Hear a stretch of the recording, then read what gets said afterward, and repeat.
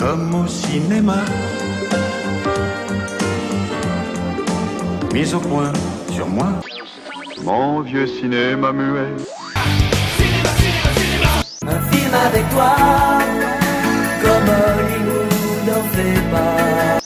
Lumière tamisée, flou artistique.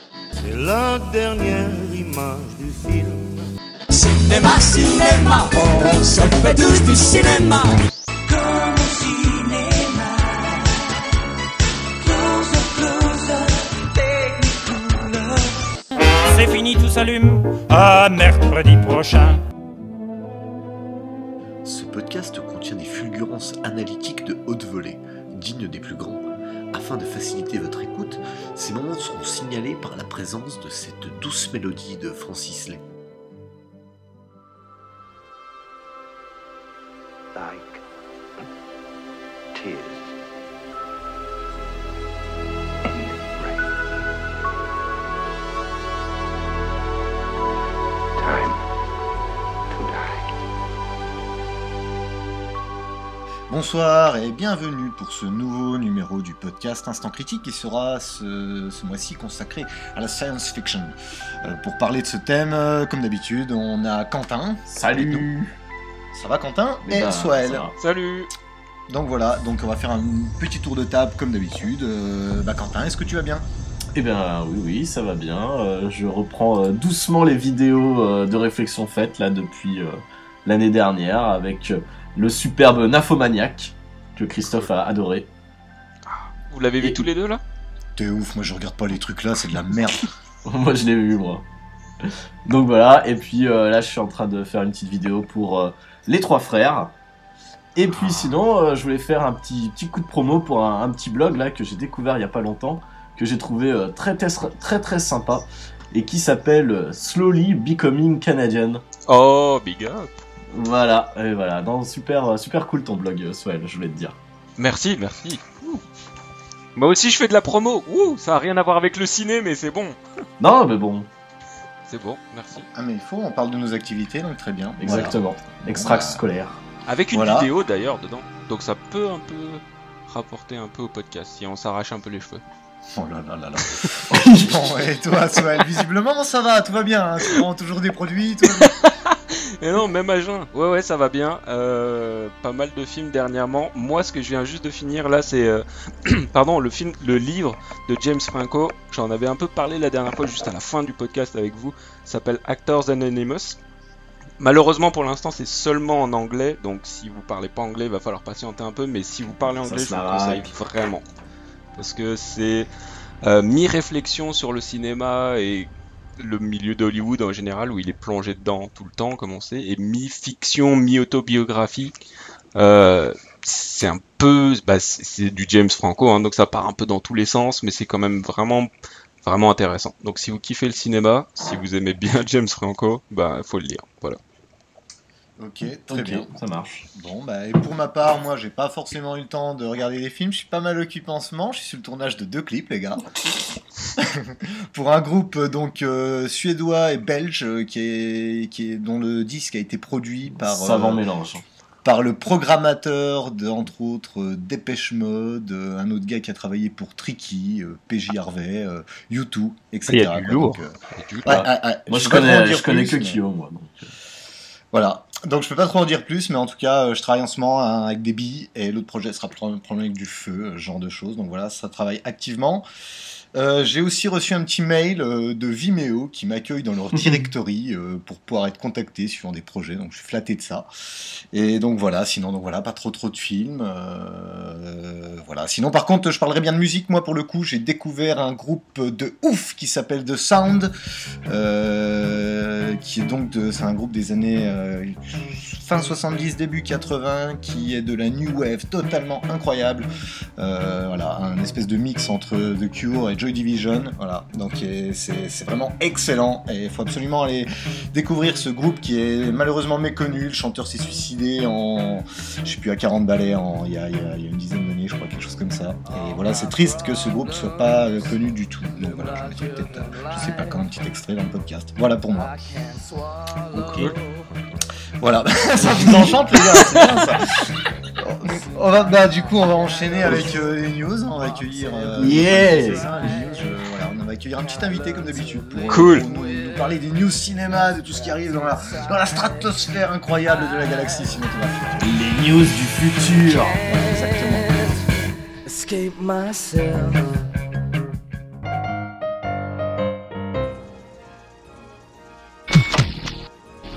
Voilà, j'entends quelqu'un arriver là, quelque chose de C'est quoi le délire? bizarre, je sais pas.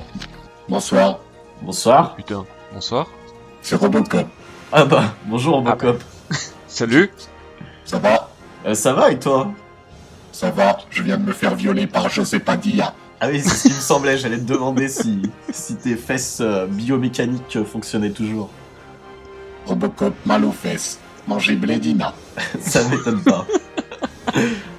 José Padilla a rajouté nouvelle directive. Directive 5, enculer le spectateur.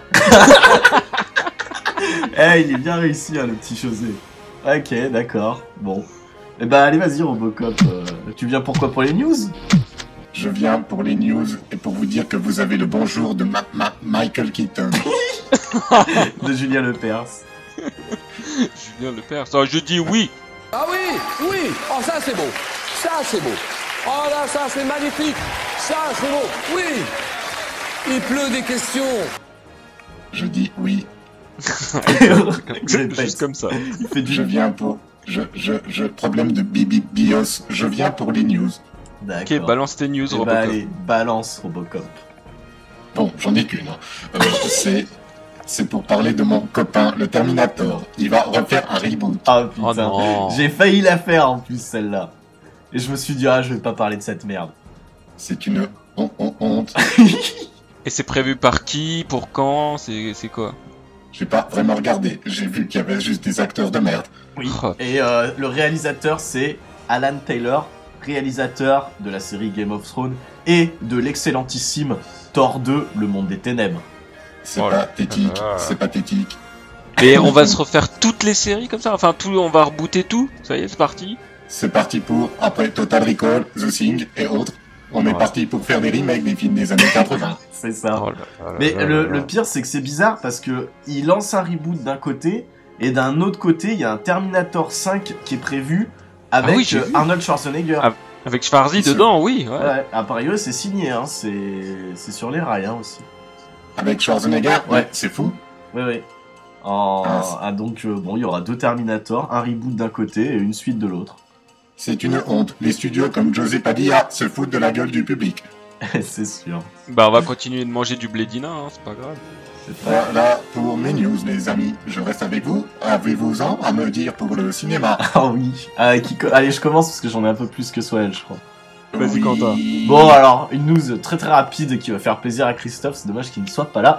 C'est Il pour... est près de moi. Il est Ouais. jamais là, hein, quand même, pour les Il est news. jamais là quand il faut. Si, quand il y a Bilbo, il est là, bizarrement. Ah oui, c'est vrai, ouais. Un peu bon. Il est près de moi. D'accord. Et ben... Il m'enfile des boulons. Bon, Aïe, tu- qu'est-ce que tu fais? Alors, c'était juste pour dire que bientôt, très bientôt, allait avoir la première bande-annonce pour Guardians of the Galaxy qui va pop sur Internet. Ah oui. Voilà, d'ici. Christophe se dirige par la fenêtre. Donc voilà, moi c'était, moi vous savez, hein, je suis fan des Marvel et tout, et je suis très très curieux de les voir, de voir ce que ça va donner dans un univers de SF. Ce type est une merde. Toi t'en penses quoi, Swell? Défends-moi un peu. Je suis pas un grand fan, franchement, des films de super-héros et tout, mais bon, tant qu'à faire, autant faire un gros combo et puis on verra ce que ça donne. Attends, Si il y a un- visuellement, ça peut être impressionnant. Pour moi, c'est des films à popcorn, alors Ouais, si mais j'aime bien. si j'ai le temps et que j'ai du popcorn avec moi, bah je me fais plaisir et j'en matin, mais un par an, ça me suffit, quoi. Donc, Ah ouais, ok, d'accord. Mais là, dans celui-là, il y a un raton laveur avec des guns. j'achète. Super.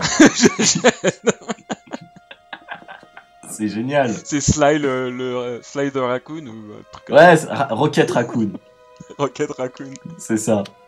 Bon, J'ai essayé une fois de faire le super-héros avec un jetpack dans Robocop 3. Mais tu l'as bien utilisé pour cramer les jambes du méchant, c'était bon. Du méchant qui est très charismatique. Exact. et tu sais qu'on peut faire un petit coucou à Durandal là, qui a adoré Robocop 3. Hein. Du Rendal, tu n'es qu'un PD. Non, attendez. Si on part au 3ème degré, moi j'adore Robocop 3. Hein. Non, mais au C'est 3ème degré, lui, au 1er degré, il l'a kiffé. Ah ouais, non. Bon, bah non, alors. Je suis Robocop et même moi je le... Robocop sature par moment. Calme-toi, Robocop. Oh, je te comprends, Robocop, je te comprends. Mais, Continuez les news, messieurs. ok, alors, dans les extrêmes bonnes nouvelles, on avait parlé l'année dernière d'un K2000 le film. C'est bon, c'est confirmé, ils ont les scénaristes. Et Avec David si vous Hasselhoff, connaissez- toujours Pardon? Il y aura toujours David Hasselhoff. Eh ben non, malheureusement, il n'y a Oh, pas David Hasselhoff, tristesse. qui d'ailleurs me suit toujours pas sur Twitter. David, si tu écoutes ce podcast, mon Twitter c'est Frenchman Canada. Suis-moi, c'est le but de mon année 2014. Si vous connaissez David Hasselhoff, dites-lui de me suivre. C'est annoncé, donc maintenant ils ont les scénaristes et ils penseraient à Danny McBride qui fait partie de la bande de... Danny McBride pour K2000. Ouais. Celui qui fait partie de la bande de Seth Rogen, James Franco et tout ça, Ouais, je dans, vois bien, par ouais. exemple, c'est la fin et tout ça. Donc, je sais pas, ça, apparemment, ils vont nous faire un truc comique, quoi, comme ils ont fait pour 21 ouais. Jump Enfin, Street. moi j'aime beaucoup Danny McBride, mais je le vois pas. Ça va être de la merde. News suivante. Bon, allez, Ok, à moi. moi je suis Bon, d'accord, ça alors, risque d'être de moi la j'avais merde. une petite news où notre copain John McTiernan, John McTiernan. voilà, qui va sortir de prison là très bientôt. Et donc qui a déjà un script et un nouveau projet à faire, à réaliser dès sa sortie de prison. Donc ça aura eu du bon. Donc il va tourner Red Squad. Voilà, on ne sait pas de quoi ça Sacré parle. Macti. On t'aimera toujours, Macti. Mais voilà, en espérant que McTi nous fasse un beau petit film d'action. Pourquoi pas? Bah ouais. Une Ok. news suivante, s'il te plaît, c'est triste. News suivante, une news gaulerie, une suite de news précédentes, le biopic sur Tupac. Ça va Confirmé. être le fil rouge. Ça va être le fil rouge. C'est Ah oui, moi fantastique. je vais vous couvrir le biopic de Tupac jusqu'à la fin, donc produit par sa mère, hein, Ah ouais, toujours. et qui maintenant va être réalisé, écrit, scénarisé, blablabla, tout ça par John Singleton, le mec qui a fait Boys in the Wood et tout ça, donc Ouais. un peu bad boys dans l'âme le gars. Il dit qu'il veut absolument redonner l'âme de Tupac sur l'écran. De Tupac. C'est aussi drôle, c'est tellement drôle, joli. Ok, d'accord. J'aime bien le fil rouge Tupac. Bah moi pareil, hein, parce qu'en plus j'ai une petite suite de news. J'avais déjà parlé du projet Ninja Turtles par Michael Bay. Michael Bay, mon ami. Donc voilà, hein, je crois que le tournage est fini et tout, et ça se précise. Donc on a eu un espèce de premier poster qui a filtré sur la toile, qui dévoile un peu le look des Tortues Ninja. Alors, si vous ne l'avez pas vu, je vous envoie le lien tout de suite pour que vous alliez jeter un coup d'œil. C'est magnifique. Oh mon dieu, Attends, Robocop, problème. HTTP. qu'est-ce qui se passe là? Donc voilà, donc comme ça... Alors, Puis-je me permettre une suggestion? Le poster est totalement dégueulasse. Comme c'est un Mais podcast audio, faut un peu décrire ce qu'on voilà, voit. faut un peu décrire C'est- le concept visuel du truc. C'est 4 tortues normales, mais elles sont stylisées. Je sais même pas en fait. Je voulais essayer En de fait, décrire, mais en fait, elles sont ultra humanisées. c'est très humanisé. Donatello, mais en plus- il a des lunettes et un espèce de gadget sur la tête. Raphaël, il a des lunettes de soleil. Michelangelo, il a une grosse chaîne en or bling bling. Non, et puis les couleurs sont Ah. dégueu. Enfin, elles sont pas. Ah, je sais pas. Ça ressemble à des caricatures dégueulasses faites place du tertre par des artistes roumains à Paris.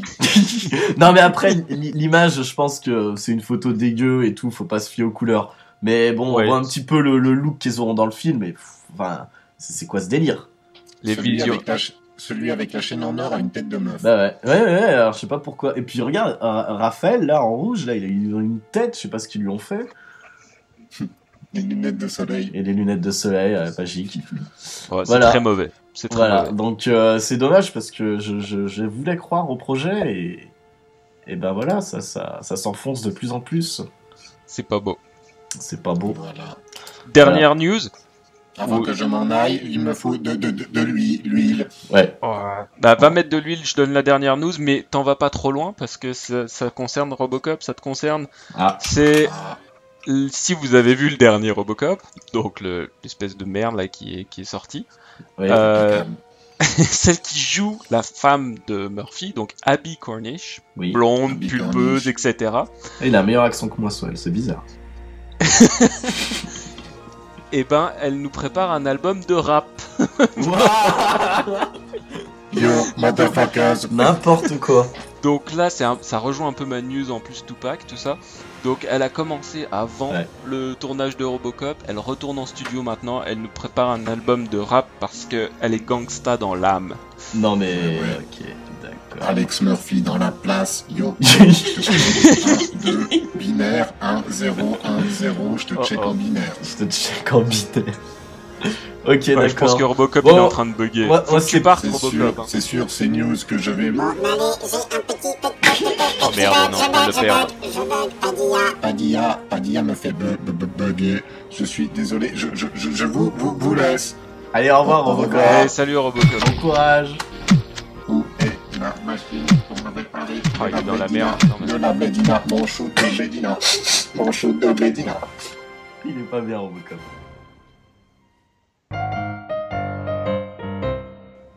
Je viens de croiser un robot qui boufflait de la blédina là, c'est normal. Ouais, Ouais, c'est c'est Robocop. complètement normal. D'accord, très bien. Donc on va enchaîner avec les petites, nos petits films du mois. 3 petites Oui. critiques de films qu'on a aimés. Alors on fait dans le oldies, on fait dans le film qui nous plaît, dans le film de SF qui nous fait plaisir. On fait la part belle au débat. Donc 3 films de SF. On va commencer par la critique de Sunshine de notre ami Swael. Qui D'accord, s'appelle en sauf fait que c'est Quentin. Quentin qui l'a fait, c'est pas Oh grave. putain, c'est Quentin qui fait Sunshine. Quentin, c'est à toi. Our sun is dying. Mankind faces extinction. 16 months ago, I, Robert Capa, and a crew of 7 left Earth frozen in a solar winter. Our mission, reignite the sun before it's too late. Welcome to Icarus 2.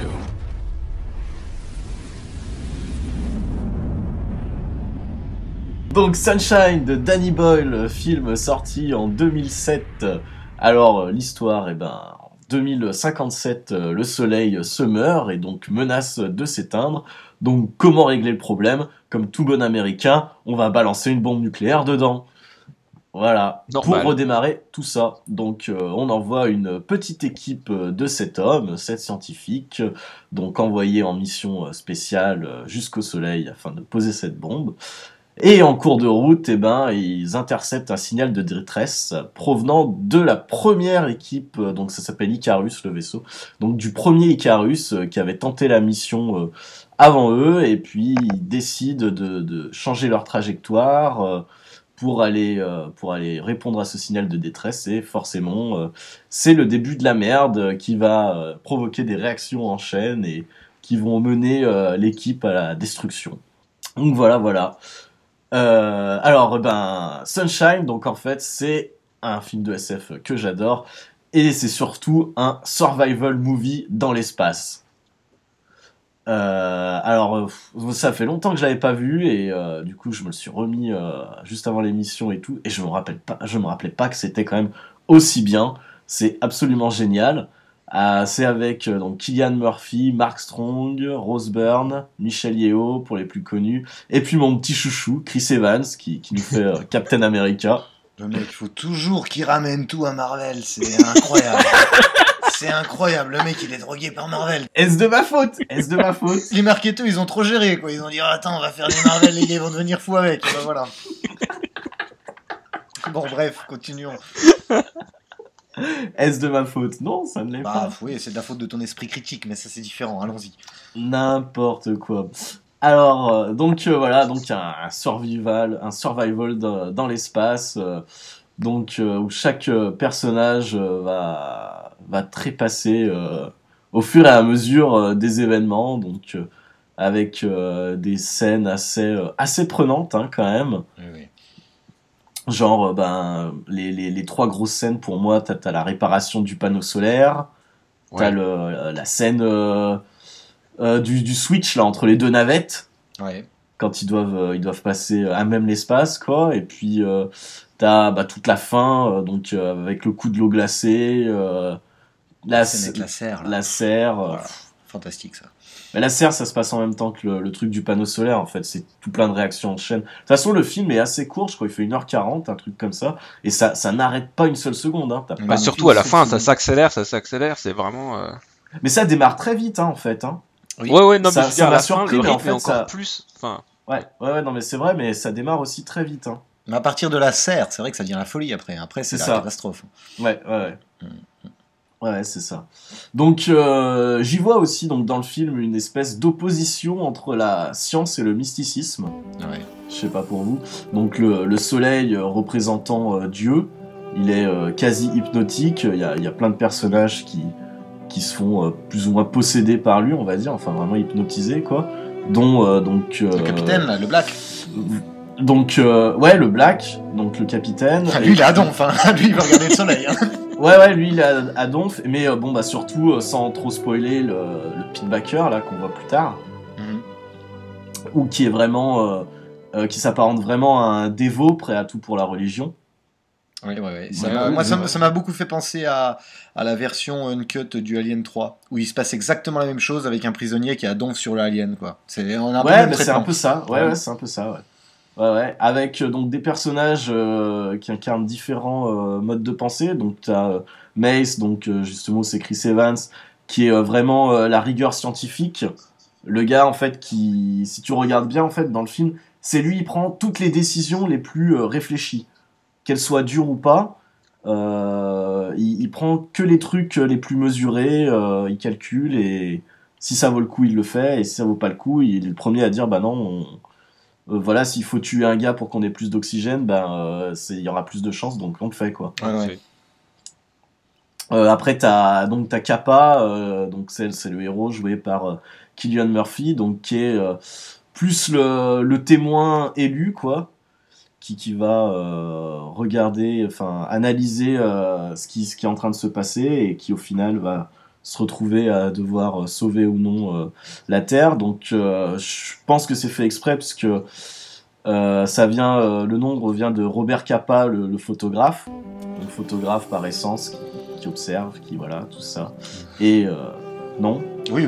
J'avais pas vu ça. Pour moi, ce personnage, même si c'est le héros, je trouve super voilà, c'est ça. Tous les autres ont plus de charisme, sont plus importants dans l'émission. Effectivement, ce serait comme. Il est témoin. Ce que je suis en train de dire, c'est ça.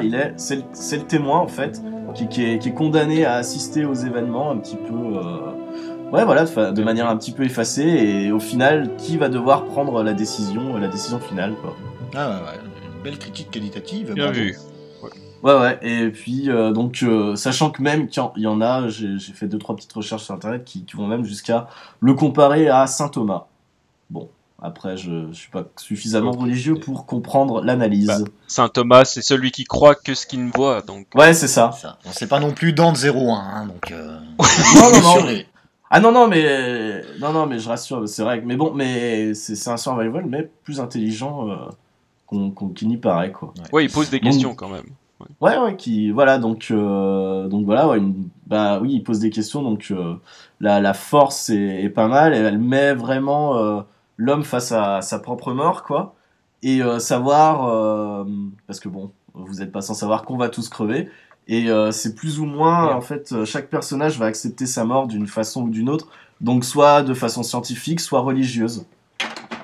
Attends. Ouais, tout se casse. Cherche un peu de l'exomile, là, parce que tu m'as tué. Non, vous êtes pas d'accord? Si. Oh là, il parle de l'exomile, il va nous sortir Tico Moon tout à l'heure. Il y a un sentiment de fatalisme incroyable dans ce film, on le sent de toute façon, c'est pas spoilé, mais on sent que... On sait qu'ils vont tous mourir en fait, et chacun aborde le truc d'une manière différente en fait. Ouais. Non, c'est vrai, c'est super intéressant. C'est vrai. Voilà, dont certains personnages donc, qui vont l'accepter de manière très pragmatique, ou voir Beat là pour le Black. Le Black, ouais, voilà, qui veut lui, voir, il est à fond, quoi. Le Deus. Il est hypnotisé, quoi. C'est comme tu disais, Quentin, là ça devient du coup le soleil, c'est un peu Dieu, quoi. C'est une vision vraiment mystique du truc, quoi. C'est vrai que lui, il est complètement. Dès le début, on voit que le soleil est vraiment hypnotique. C'est tellement en transe, c'est ça que je cherche. Ouais, c'est ça, exactement, ouais.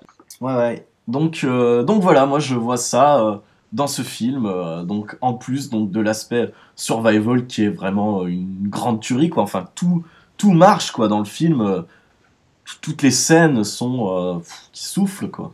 Il y a de la tension partout, effectivement. Ouais. Oh, t'as Moi, raison. j'aimerais appuyer, je sais pas si tu vas en parler, mais de l'aspect forcément esthétique, Danny Boyle, le film est magnifique. Moi, je trouve Ouais, ce donc film j'avais mis un incroyable. petit peu de côté, mais oui, le film est Moi, splendide, quoi. c'est un de mes principales, une de mes, voilà, c'est de l'eye candy. Quand je regarde ce film, les couleurs sont magnifiques, tout Les est couleurs, vraiment les cadres, super beau. Ah ouais, tout. Quand il y a la serre, là, il y a un moment. Le plan de la serre qui explose. Pour les gens qui l'ont vu ou pas, ouais, déjà il y a une serre. Ça fait penser au vieux film Silent Running, qui était un film de SF écologique, mais c'était beaucoup moins beau. Là, on a vraiment en plein milieu de l'espace.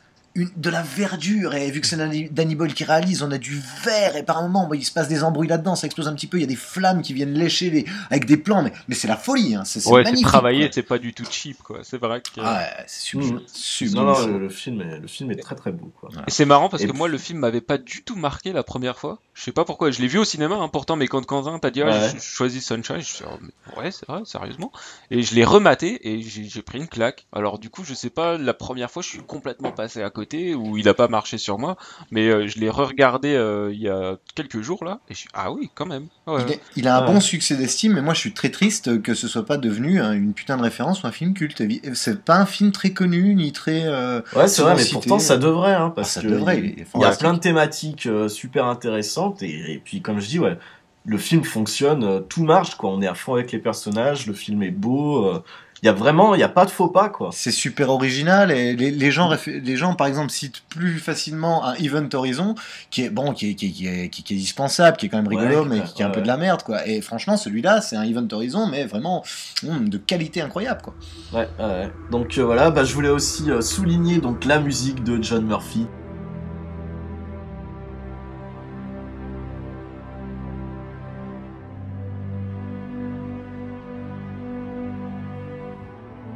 Voilà, donc musique qu'on entend maintenant dans toutes les bandes annonces de films de ces dernières années.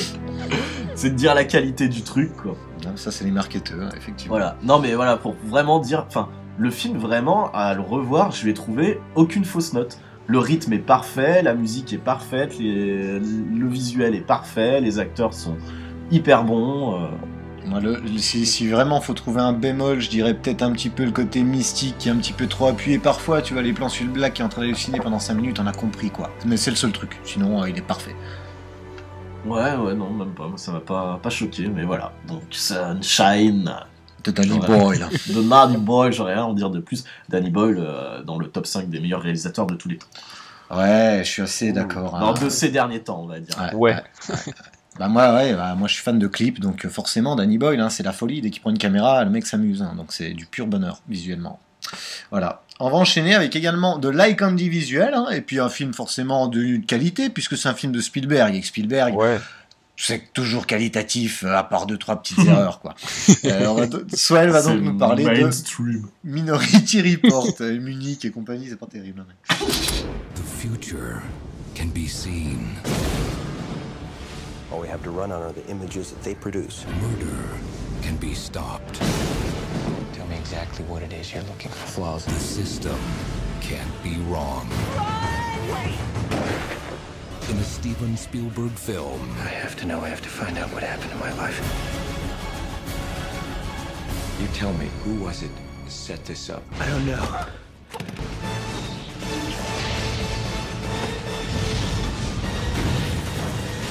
Minority Report. Minority Report, donc de Spielberg, comme t'as dit, sorti en 2002 avec le copain Tom Cruise et avec 2-3 autres rôles qu'on voit de temps en temps, mais on sait pas trop qui ils sont. Et le pote à Chris, Max von Sydow. Max von Sydow. Et Colin Farrell, merde, Colin Farrell. Ouais, Colin Farrell, c'est vrai, oui. Max von Sydow représente le 7ème saut, Flash Gordon, tous les trucs là, des tueries, les gars. Des tueries totales. Donc, Minority Report. Max von Sydow dans Judge Dredd aussi. Ah ouais, c'est meilleur. Le mec, alors, petit aparté, Max von Sydow, le gars qui passe de 7ème saut, Ingmar Bergman, à Stallone, Judge Dredd. Le mec, sa filmographie, faut en passant par Gladiator. L'Exorciste, le mec a tout fait. C'est hallucinant, quoi. Donc, pour ceux qui connaissent pas l'histoire, ça se passe en 2045, si je dis pas de bêtises, et on a trouvé un moyen d'éliminer les meurtres complètement aux États-Unis, en tout cas dans la capitale, à Washington, parce que on a 3 entités qui sont des humains à moitié mutants, résultat d'expérience ADN et tout ça, qui peuvent voir le futur. Les précogs. Et les précogs. Et donc, ils peuvent voir les crimes avant qu'ils se passent. Et la police, leur rôle, c'est plus d'arrêter les meurtriers, mais les pré-meurtriers. C'est-à-dire qu'on arrête des gens avant qu'ils aient commis le meurtre parce qu'on est sûr qu'ils vont le faire. Donc, pour éviter le meurtre, on les arrête avant. Donc ça va poser plein de questions philosophiques au fur et à mesure du film, qui sont parfois soulevées un peu trop rapidement, mais quand même qui te laissent y réfléchir. C'est un système parfait. Le flic qui est en charge de ce système, c'est donc Tom Cruise, qui a perdu son gamin juste quelques temps avant que ça soit mis en place. Donc lui, il est à fond pour le truc. Il pense qu'il n'y a jamais aucune erreur. Et s'il y avait eu ce système avant que son gamin meure, son gamin serait toujours là. Donc lui, il est vraiment à fond. Il défend ça. Il fait tout pour que le système perdure. On lui met un petit jeune du bureau fédéral pour voir si on peut continuer et étendre ce système à toute la nation. Donc lui, il est assez pour, mais ça le fait chier qu'on vienne quand même surveiller son boulot. Mais tout va bien jusque-là, jusqu'à ce qu'à un moment, un meurtre soit annoncé. Donc dans le film, on voit très bien, les meurtres sont annoncés par 2 boules. On a 10 minutes par film quand même. Mais non mais juste, le mec, juste il en pour prend expliquer 4 comment pour ça se passe. tuer. Et après, j'explique pas ce qui se passe. Mais il y a 2 boules, il y a le nom d'une victime, le nom du meurtrier. Il regarde, la victime, il sait pas qui c'est. La boule arrive avec le nom du meurtrier, c'est son nom. Bon, et là, ça commence vraiment parce que qu'est-ce qui se passe? Il a aucune envie de tuer personne, donc il se dit est-ce qu'il y a une erreur dans le système? Qu'est-ce qui se passe? Pourquoi je vais tuer quelqu'un, etc. Je veux pas raconter la suite du film, c'est pour ça que j'ai pris un peu plus de temps au début.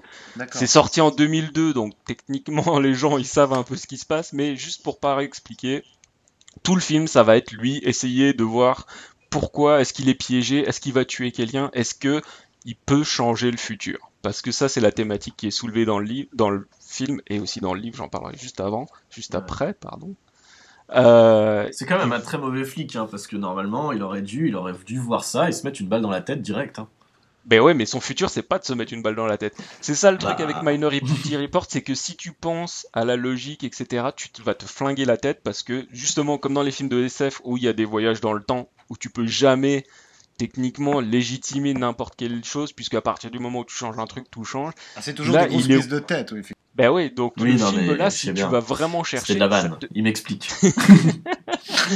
Si tu vas vraiment chercher, là, tu vas te faire mal au crâne, parce que c'est clair, le gars, il sait qu'il va tuer quelqu'un, mais il sait qu'il veut pas tuer quelqu'un. Alors, bah, il suffit qu'il décide de pas tuer quelqu'un. Oui, mais son futur, c'est écrit, c'est comme ça, il va tuer quelqu'un. Donc, comment il va ne pas tuer, ou comment il va choisir de ne pas tuer? Et c'était la critique de Swell, on va passer. Une critique sponsorisée par Aspro 500. Mais sérieusement, bon, alors si on passe au-dessus de ça, le film, moi je trouve qu'il est vraiment bon, parce que justement, les thèmes qu'il soulève, le Tom Cruise, il est à fond, comme d'habitude. Il a des scènes où il court, comme dans chacun de ses films. Donc il est Tom Cruise. On sait que personnellement, la SF, il kiffe ça, parce qu'il pense que c'est pas... Comme il est scientologue, c'est pas vraiment de la SF pour lui. Non mais c'est ça le principe de la scientologie, hein, c'est qu'il croit tout ça aux extraterrestres, aux trucs futuristes et tout ça. Donc pour lui, il envisage ça un peu comme la réalité, c'est ça qui fait encore plus chelou. Mais l'esthétique du film, je pense que des fois, elle est un peu trop... on l'oublie un peu trop. C'est une espèce de beauté froide, glaciale. On est dans le futur, mais pas super loin, mais c'est le futur un peu métallique. Très bleu, très Des gris. fois, le futur est un peu bleu. dégueu. Là, c'est le futur très clean et tout ça. Sauf quand on descend dans les bas-fonds de la ville où c'est vraiment dégueulasse. Donc, il y a vraiment tous les thèmes de la SF. On voit la ville est omniprésente. En haut, c'est bien. En bas, c'est dégueulasse. Ouais. On voit la drogue, on voit les en fait, ça a quand même fous. lancé beaucoup de clichés qui ont été repris par plein de réa, quoi. Ah ouais, bah les voitures... Je sais pas si ça existait déjà avant. Non, les clichés étaient déjà tous là. Hein. Non, bah les clichés étaient là, mais l'esthétique... Le côté bleu, tout ça et tout, je sais pas évidemment, le côté bleu, ça a été un code de la SF depuis les années 80-90. Tu peux faire un test, tu regardes, les jaquettes de films de SF sont bleues, les jaquettes de films fantastiques sont souvent vertes. Bienvenue à Gattaca, hein, c'était avant, si je dis pas de conneries. Bah pareil, il y a du bleu, du blanc. C'est exactement comme ça. Mais les bagnoles, par exemple, de Minority Report, c'est les mêmes que dans iRobot, quasiment, quoi. Et là, tu te dis... les bagnoles qui se conduisent toutes seules et tout ça. Mais après, ce qui est fort, si je peux me permettre, ce qui est fort, vu qu'on parle de ça, avec Spielberg, qui est pour moi, qui aime quand même bien les trucs un peu indépendants, pour moi, Spielberg, je l'adore, parce que je trouve que c'est un des rares à faire des divertissements, pour le coup, qui sont de qualité. Bon, les X-Men et tout, pour moi, je trouve que c'est pas de la qualité. Spielberg, il divertit le gamin, le père, le grand-père, et avec de la putain de qualité. Et du coup, il utilise peut-être tous des thèmes déjà existants, il les recycle, mais du coup, il en fait quand même quelque chose qui est super grand public, et moi, ça me convient. C'est un cinéaste, quoi. C'est-à-dire que le film là, tu pourrais le faire sans te faire chier techniquement. On fait 2-3 trucs et tout. Mais non, il travaille tout, quoi. Comme tout à l'heure, je parlais de la boule, c'est un plan très con, hein, très simple, mais tu la suis comme ça, qui descend dans le tube, etc. Ah oui, avec le suspense, avec la petite boule justement, la boule qui est en bois, qui contraste grave avec tout le. Ah oui, non, mais tout ça, c'est sympa. Non, il y a des petits clins d'œil, il y a des petites subtilités. Comme tu dis, pourquoi la boule elle est en bois alors que tout est super technologique et tout? La boule elle est en bois sphérique, parfaite, pure. Tout le système est nickel. Enfin, il y a plein de petits trucs comme ça qui sont passés. Pour en revenir à la boule, moi je voyais plus ça comme la société, limite, tu vois, on va arrêter les gens avant qu'ils fassent le truc. Limite, on est encore plus que des numéros, on est presque plus grand chose. Et limite, la société est tout aseptisée. Et à la fin, l'humain est juste représenté par une boule en bois qui est quand même un tout petit peu plus chaleureuse que du métal parce que c'est du bois, mais qui est pas vraiment vivante. Et voilà, enfin, ça c'est une petite touche Spielberg qui prend pas le spectateur pour des cons et. Voilà, après, c'est marrant d'interpréter, hein. J'ai pas la solution, je sais pas si c'est vraiment ça, mais voilà, dans des films de qualité, ça te laisse, tu vois, cette interprétation qu'il n'y a pas dans plein de films de merde. Exact, ouais. Non, il y a de la profondeur dans le film. C'est-à-dire, c'est pas juste une histoire, machin. Et ça, à mon avis, c'est dû parce qu'il y a Spielberg, mais aussi parce que c'est quand même une nouvelle de Philip K. Dick à la base. Oui. Donc, Philip K. Dick, qui a écrit des tonnes et des tonnes de nouvelles, de romans de science-fiction, qui s'est Blade Runner. Mais je pense que plus parce qu'il y a Spielberg, parce que K. Dick, il a déjà été adapté par plein de tâcherons et Paycheck, c'est pas bien. Hein.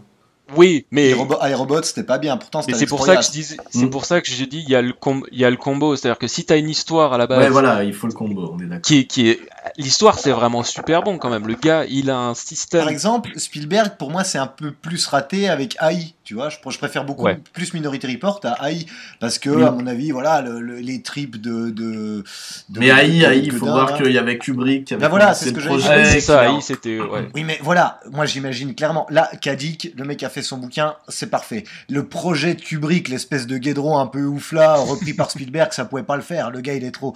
À mon avis, Kubrick, faut qu'il fasse ses trucs à lui, tu vois. Reprendre un truc à Kubrick, c'était trop casse-gueule. Et la preuve, tu vois, c'est bizarre, quoi.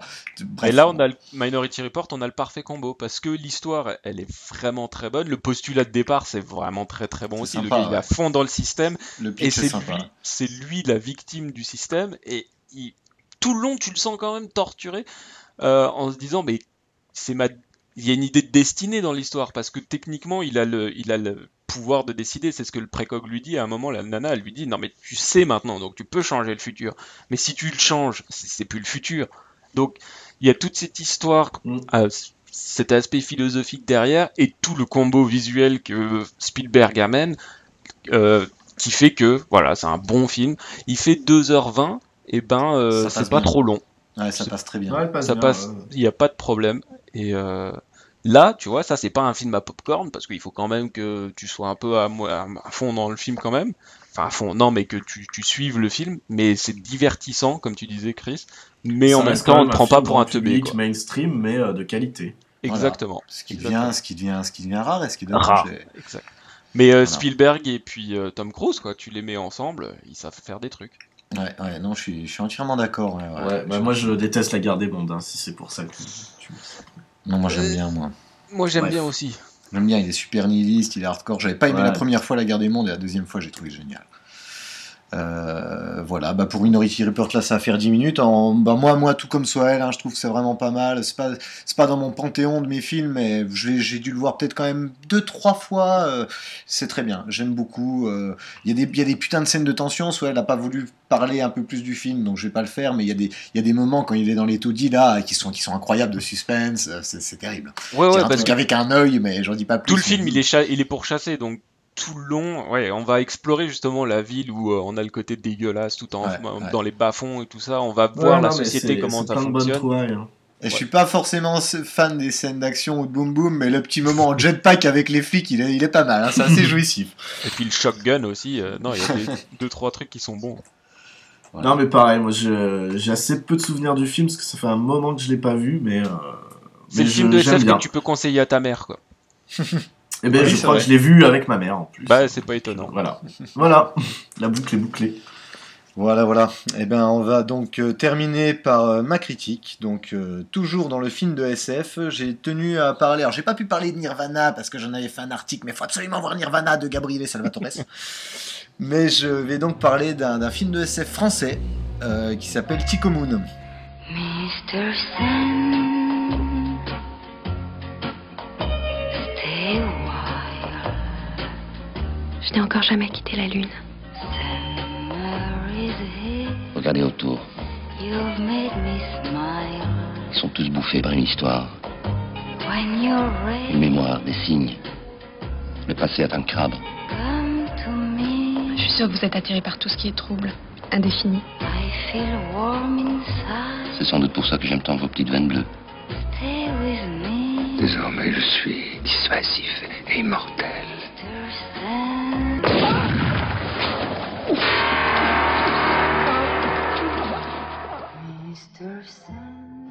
Ah, excuse-moi, j'ai fait tomber mon Valium. Je le récupère et puis je te... Mais quel connard, ça y est, ça taunte déjà. Alors que ce film est d'une subtilité, d'une idée incroyable.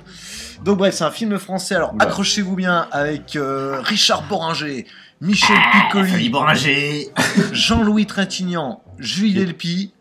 Et donc bref, voilà, les gens qui connaissent, donc c'est un film, oui, de Enki Bilal, le dessinateur, là, vous savez, qui fait des dessins, des BD terribles, un petit peu tout SF chelou, avec un crayonné assez bizarre. Donc voilà, les gens le connaissent parce qu'il a réalisé Immortel, qui s'est fait descendre, Immortel. Je dois avouer que moi je l'aime bien, mais c'est vrai qu'il y a certaines faiblesses. Et donc du coup, les gens n'ont pas forcément cherché à aller voir un petit peu plus loin dans sa filmographie.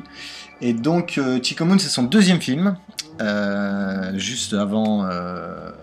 Immortel, justement. Ouais, juste avant Immortel. Et donc voilà, alors j'ai essayé de le pitcher, c'est assez compliqué. En fait, ça se passe sur la... Normal, on comprend rien dans ton film. Parce que... On comprend rien. Non, parce que... Bref. Ça se passe sur la Lune, dans un espèce de... En fait, un Paris un petit peu post-apocalyptique sur la Lune.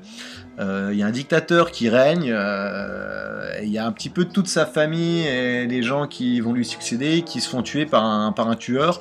Et lui est malade, il a une espèce de maladie où il a une tache bleue qui grandit sur son visage. C'est très Bilal, ça. Et afin de le sauver, ils doivent retrouver un gars qui s'appelle Tycho Moon. Donc on sait pas vraiment qui c'est un gars qui était retourné sur la Terre. Et donc il l'amène sur la Lune où il y va. Même ça on sait pas vraiment, ça c'est flou. Enfin bref, il se retrouve sur la Lune et les gars essayent de le choper, sachant que lui il se rappelle plus de son passé, mais visiblement il aurait fait des trucs dans son passé sur la Lune en espèce de putsch, des trucs politiques un petit peu dans le genre. Voilà, donc il va aller sur la Lune, il va rencontrer Julie Delpy qui joue le rôle d'une espèce de prostituée. Pareil, on sait pas trop si c'est un agent double, et voilà, le film va un petit peu flotter dans cet univers. Ah oui, le fameux flottement. Mais moi j'aime ça. Ça fait longtemps qu'on a... Ouais, mais j'aime ça, qu'est-ce que vous voulez? Mais comment tu... Non mais c'est vrai, ce film, c'est quoi? C'est vrai, c'est un film... Mais oui, mais c'est bien ce qu'on lui reproche. Ouais, mais c'est... reproché. Alors, faut être honnête, moi je suis honnête, je l'ai pas vu. Mais quand tu dis... ça c'est le truc de... Quand tu dis, on sait pas trop, mais il y a peut-être pas besoin d'expliquer. Bah si, ça c'est... Pour moi, c'est genre, le mec, il a une idée en tête, il sait pas trop tout justifier, alors il dit, on s'en fout, c'est bon, on n'a pas besoin de le savoir. Non, c'est pas ça, parce qu'à la fin, tu comprends tout quand même. Ok, d'accord. Non, on comprend pas tout à la fin. Mais si, par exemple, le gars, tu comprends que le gars, il a fait style un putsch ou un truc comme ça. Est-ce que t'as besoin d'en savoir plus? Pas besoin. C'est un film du moment. C'est un film de l'instant, un film d'ambiance. Mais moi, le problème après... Alors, je sais pas si t'as fini ta critique, si je peux attaquer... Pas forcément, parce que j'avais fait le pitch. Ouais, vas-y, dis-toi et je te casserai après. Ça te fait foutre. Et donc bref, donc voilà le pitch. Et donc ce film, donc voilà, c'est un espèce de film d'ambiance que je trouve incroyable, avec des acteurs qui sont tous très bons. Trintignant, Piccoli. Il y a pas Max von Sydow. Il y a Johan Lensen qui est l'acteur principal, avec un petit accent, une tête un petit peu de playboy qui est incroyable. Et esthétiquement... Playboy de l'Est. Ouais, Playboy de l'Est, un petit accent de l'Est, mais ça passe super bien, c'est vraiment génial. Et le film, voilà, on vagabonde un petit peu dans des espèces de décors un petit peu cassés, avec une ambiance un petit peu terne. Beaucoup de plans fixes, je crois qu'il y a même presque que ça, donc ça donne une ambiance un petit peu comme Dick Tracy, où on joue un petit peu, on va du coup s'amuser avec les codes de la couleur un petit peu, sur les personnages, sur les décors. Du coup, bon, après ça vient d'un gars qui fait de la BD, donc visuellement, de toute façon, voilà, j'ai pas besoin de parler 40 ans, visuellement c'est très léché, c'est très beau. Et voilà, c'est un ovni de la SF française. C'est dire que c'est le meilleur film de SF français, évidemment, vu qu'il y en a 4. C'est pas Eden Log? Non, c'est pas Eden Log, non, on vaut mieux regarder ça que Eden Log, les gars. C'est pas Dante 01? Non, c'est pas Dante 01 non plus. D'accord. Donc voilà, mais c'est vraiment c'est un ovni. C'est un mix pour le coup, parce que c'est vraiment un film aussi à dialogue. Les dialogues sont incroyables. Ah oui, ça tu le vois dans la bande-annonce. Hein. Il reste bien une trace, mais il faut du temps. Combien? Un peu. C'est tout? Peut-être un peu plus. Et un peu moins? Ce sera difficile. Essayez quand même. Voilà. Quel acteur. Voilà, ça c'est le film français. Non, mais dans les films français, t'as pas de dialogue comme ça. Non, mais moi, je suis d'accord après. Je suis d'accord. Mais si, dans les films français, un télo, c'est que du dialogue comme ça. Non, je suis pas d'accord. C'est pas de l'absurde comme ça. Là, c'est d'une absurdité, tellement absurde que ça en devient drôle. Enfin, ça paraît tellement hors propos et hors contexte. J'en ai noté une autre de Boringer où la nana lui dit: c'est vous qui avez écrit ça? Et elle répond: j'aime pas les écrivains qui tuent. Et lui, il lui répond: j'aime pas les putes qui aiment. Voilà, ça fait.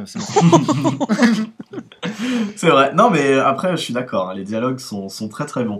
Et donc voilà, juste pour donner ma dernière phrase. Donc ouais, pour moi, c'est un petit peu un film français, mais très très bon et un ovni SF quoi. Je trouve qu'il y a un peu tout qui est mélangé quoi, et voilà, ça fait une espèce de gloubi-boulga super original. Au moins c'est original quoi, même si on n'aime pas. Et bah voilà, écoute Quentin, voilà, moi j'adore ce film, j'adore vraiment ce film, mais je l'ai vu plein de fois. Voilà, c'est un peu comme Dune et tout ça. Je trouve que c'est des films, ils sont là. Je suis bien dans l'univers, je le regarde et je kiffe quoi. Voilà. Ok, non, bah ouais, moi, donc je disais pour les points forts, effectivement, les acteurs sont très bons, les dialogues sont très bons. L'esthétisme aussi, bon, on voit que c'est un petit peu fait avec 3 bouts de ficelle, mais ça reste quand même très très beau, c'est pas grave. Bah, c'est pas grave, non, là ça dérange pas. Ça peut être dérangeant, mais là ça dérange pas, effectivement. Même si ça se voit. Je préfère un petit film qui a pas de sous, qui essaye de faire des petits trucs sympas, plutôt qu'un espèce de gros blockbuster qui est fin nul, qui va te mettre du CGI partout, tu vois. Oui, non, mais on est d'accord. Non, mais il y a des fois, il y a des petits films qui en souffrent de ça. Donc, bon, bref. Mais là, c'est pas gênant. Effectivement, les cadrages sont très soignés. Comme tu disais, Enki Bilal, c'est un dessinateur de bande dessinée. Mais par contre, c'est un dessinateur de bande dessinée. C'est pas un réalisateur. Et ça se voit, enfin, le problème, pour moi, le problème du film, enfin, t'as l'air de dire que c'est une force, mais c'est qu'il n'y a pas de rythme. Il n'y a pas de rythme. C'est flottement, quoi. Non, mais c'est censé être un mec, c'est une course-poursuite, enfin, ils sont pourchassés, machin et tout. Ah oui, ça, tu le ressens. Fuite en avant. Putain, mais voilà, il y a aucun rythme, c'est lent au possible. En plus, on comprend pas forcément les enjeux. Ça, je suis désolé, on a besoin quand même il y a des films où ça peut ne pas être important, mais là ça l'est quoi. On a envie de comprendre pourquoi ils sont pourchassés, pourquoi il faut qu'ils partent et tout machin. Eh ben on sait pas. Je pense qu'il faut peut-être 2-3 fois, tu vois, tout est plus ou moins expliqué, mais des fois c'est juste un tout petit dialogue. C'est comme son premier film Bunker Palace Hotel. La première fois j'ai pas compris, la deuxième fois non plus, et la troisième fois tu captes, des fois t'as juste un mot. Si un film il faut le regarder 3 fois pour qu'il commence à t'intéresser, c'est qu'il y a un souci quand même. Non, je suis d'accord. Après c'est un peu à l'image de ses BD aussi, tu vois, le mec est dans un c'est ça. Non mais après on sent justement. Et en BD ça te dérange pas?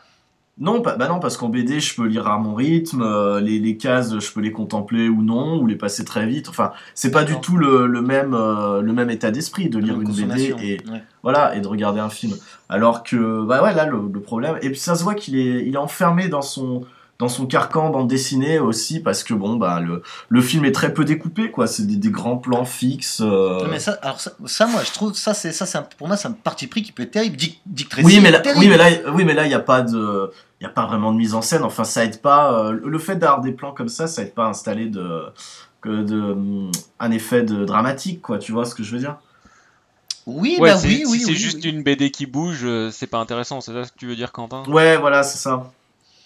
Il aurait fallu plus de rythme, ça manque de rythme pour qu'on se prenne à une histoire de ce type.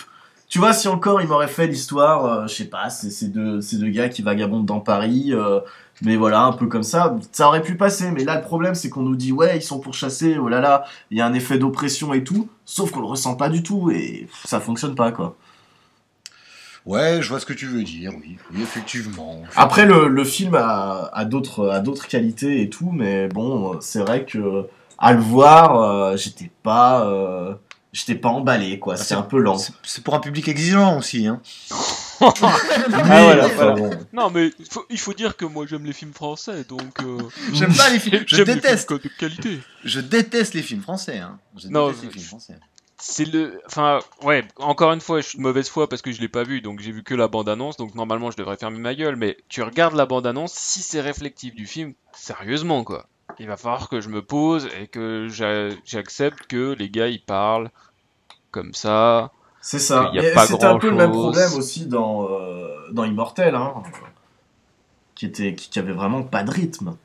Après, je demande pas Fast and Furious sur la lune. Hein. Mais moi, ça m'emmerderait. Mais justement, c'est peut-être ça en fait qui fait qu'on aime bien. J'imagine ça peut-être un peu plus boosté avec des courses-poursuites et tout. J'aurais peut-être l'impression encore de revoir un film comme j'ai vu 50 fois. Que t'as déjà vu. En un sens, je suis d'accord. Je trouve ça pas mal. Même Immortel, cette espèce de manque de rythme, t'es là. Je veux pas encore redire la flottaison, mais des fois, après, ça peut être un genre. Moi, je sais que ça me touche beaucoup. Le flottement, tu l'aimes bien à la SF, mais tu l'aimes pas dans Asylum Dying. Non, dans Asylum Dying, non, parce que je trouve qu'il y a que ça, peut-être. Ouais, mais il faut que ça soit justifié, il faut que ça serve l'histoire, quoi. Alors, je sais pas dans le film là, mais si c'est lent, juste pour être lent, non. Dans Asylum Dying, c'est très con, mais c'est normal, quoi. C'est parce que c'est le style de vie des gens, c'est comme ça, et ça se passe comme ça dans cette région-là. Là, reste à savoir, est-ce que Bilal n'avait pas de sous, n'a pas pu faire de course-poursuite, ou je sais pas. Après, c'est pas. Mais c'est pas une question de course-poursuite. Enfin, comme je te dis, c'est une question de montage, quoi. Ouais. Le montage devrait être un petit peu plus resserré. Je sais pas, moins de scènes de on boit un café et on discute. Dans les passages là, les dialogues sont toujours savoureux, absurdes. Pour moi, ça reste quand même un vrai régal. Hein. Et pourtant, j'aime pas les scènes de dialogue, des gens qui parlent entre eux. Et justement, c'est un des rares films où les personnages sont pas développés, on s'en fout des persos. Moi, j'aime pas forcément les films où on est là avec les relations avec les personnages. Là, les personnages, ils sont là, ils parlent, c'est un peu abstrait, ça survole, j'adore. Voilà. Ok, bah t'as aimé. Bon, bah voilà. Ah oui, moi bof. Moi moyen, il y a des bonnes qualités, mais pour moi, ça fait pas un film. Oh, ça fait pas moi, un je promets film. de le battre. Non, je suis méchant. Dis le mec qui kiffe les saloperies de Marvel et tout, ça fait pas un film. Ouais, mais les saloperies de Marvel, ça m'ennuie pas, malheureusement. Mais là, j'ai envie de dire, mettre du CGI partout, ça fait pas un film non plus. Hein. Si tu veux, mais comme je te dis, Tico Moon, ça m'a légèrement ennuyé. Eh ben donc, allez bien vous faire enculer tous les deux. Avec Robocop. On l'attendait celle-là. C'est un film, voilà, c'est un très bon film d'ailleurs, ça fait 12 minutes, on va s'arrêter là. Ah mais oui, parce qu'en plus, il y a un appel là, j'entends le téléphone. Ah mais c'est ça. On nous appelle encore. Ouais, décroche. Qui est-ce donc? Allô? Allô, c'est Rosé. Rosé, c'est qui? Rosé Padilla, cabron. Qui te crois qui appelle? José Padilla, mais qu'est-ce que t'appelles? C'est toi qui as fait les Robocop de merde là. Justement, j'appelle, vous avez piqué mon Robocop. Vous l'avez fait venir. Ah bah il était là tout à l'heure, il est pas content. Vous lui avez donné du blédina, maintenant il marche tout bizarre, il fait n'importe quoi. Mais qu'est-ce que t'as fait avec Robocop? C'est toi qui l'as traumatisé, pourquoi t'as sodomisé comme ça? Ah, Robocop, qu'est-ce que tu crois? C'est mon meilleur film, mon chef-d'œuvre. Avec ça, je vais conquérir tout le Hollywood. Ça va, tu te la pètes, c'est pas parce que t'as fait Tropas de Heritos là que tu vas comment tu parles? Tropas de Heritos, si c'est bien, si bien, muy bien. Eh ben, dis donc, tu te la pètes un petit peu, je t'ai vu dans une interview là, tu gardes les lunettes de soleil même à l'intérieur, toi. Je garde les lunettes de soleil parce que j'ai les yeux très clairs. Le burrito sur la table et tout ça. Qu'est-ce que tu parles de burritos, toi? Tu dis n'importe quoi, cabronito. Moi je te dis, j'ai pris les Robocop, c'était de la merde. De la merde. Il a fait n'importe quoi. Il a fait un truc tout violent, tout n'importe quoi, on pouvait pas regarder. Moi j'ai les preuves. Je fais un film pour la famille. Toute la famille, ils y vont maintenant. Ils vont voir le Robocop, il est gentil. Ah bah oui, t'as fait Robocop pour les enfants, quoi. C'est ça, pour les niños. Eh ben oui, mais c'est comme ça qu'il faut faire. Le Robocop, c'est le gentil robot. Il doit aider. Parce qu'il y avait des séries de dessins animés dans les années 90. Si je me suis renseigné, qu'est-ce que tu crois? Comme il dit ça, le gentil robot. Oui. Ben oui. Non mais t'as fait... T'as fait Robocop super-héros, quoi, pour les petits gamins de 3 ans. Non, mais... Oui, parce qu'à la base, je voulais travailler pour la compagnie Marvel Super Héros, là. Je sais pas quoi. Et ils m'ont dit non. Du coup, j'ai dit, bah, je fais Robocop. Oh, lui aussi, là. Mais de quel droit tu dis que ce de Verhoeven, c'est de la merde? Mais t'es fou. Ah, Verhoeven, il a mis plein de sang. Moi, j'aimais pas trop. C'était bizarre. Oh là là, bah, ton trop passe de l'Ita, là, il est un petit peu bourrin. Oui, mais c'est normal. C'est parce que c'est le Brésil. Au Brésil, ça se passe comme ça. T'as pas renié un peu ton âme, là? Parce qu'on avait entendu des rumeurs de tournage un peu difficiles. T'aurais pas vendu ton cul au studio, toi? Non, pas du tout, les studios. J'avoue, ils ont fait un gros chèque, quand même. Mais bon, c'est normal. C'est parce que j'ai fait du bon boulot, aussi. Oh là là, bah ça va, t'as les chevilles, tout va bien, José. Oui, il y a plus le Robocop et il est pas en noir, un peu comme dans The Dark Knight, tu vois. Parce que je suis un petit peu le nouveau Nolan. Je suis le Nolan espagnol, un petit peu. On tient au courant, il a eu un upgrade, il était un petit peu rose quand il est passé tout à l'heure. Qu'est-ce que vous avez fait? Je sais, je l'ai retrouvé, il marchait pas bien et tout.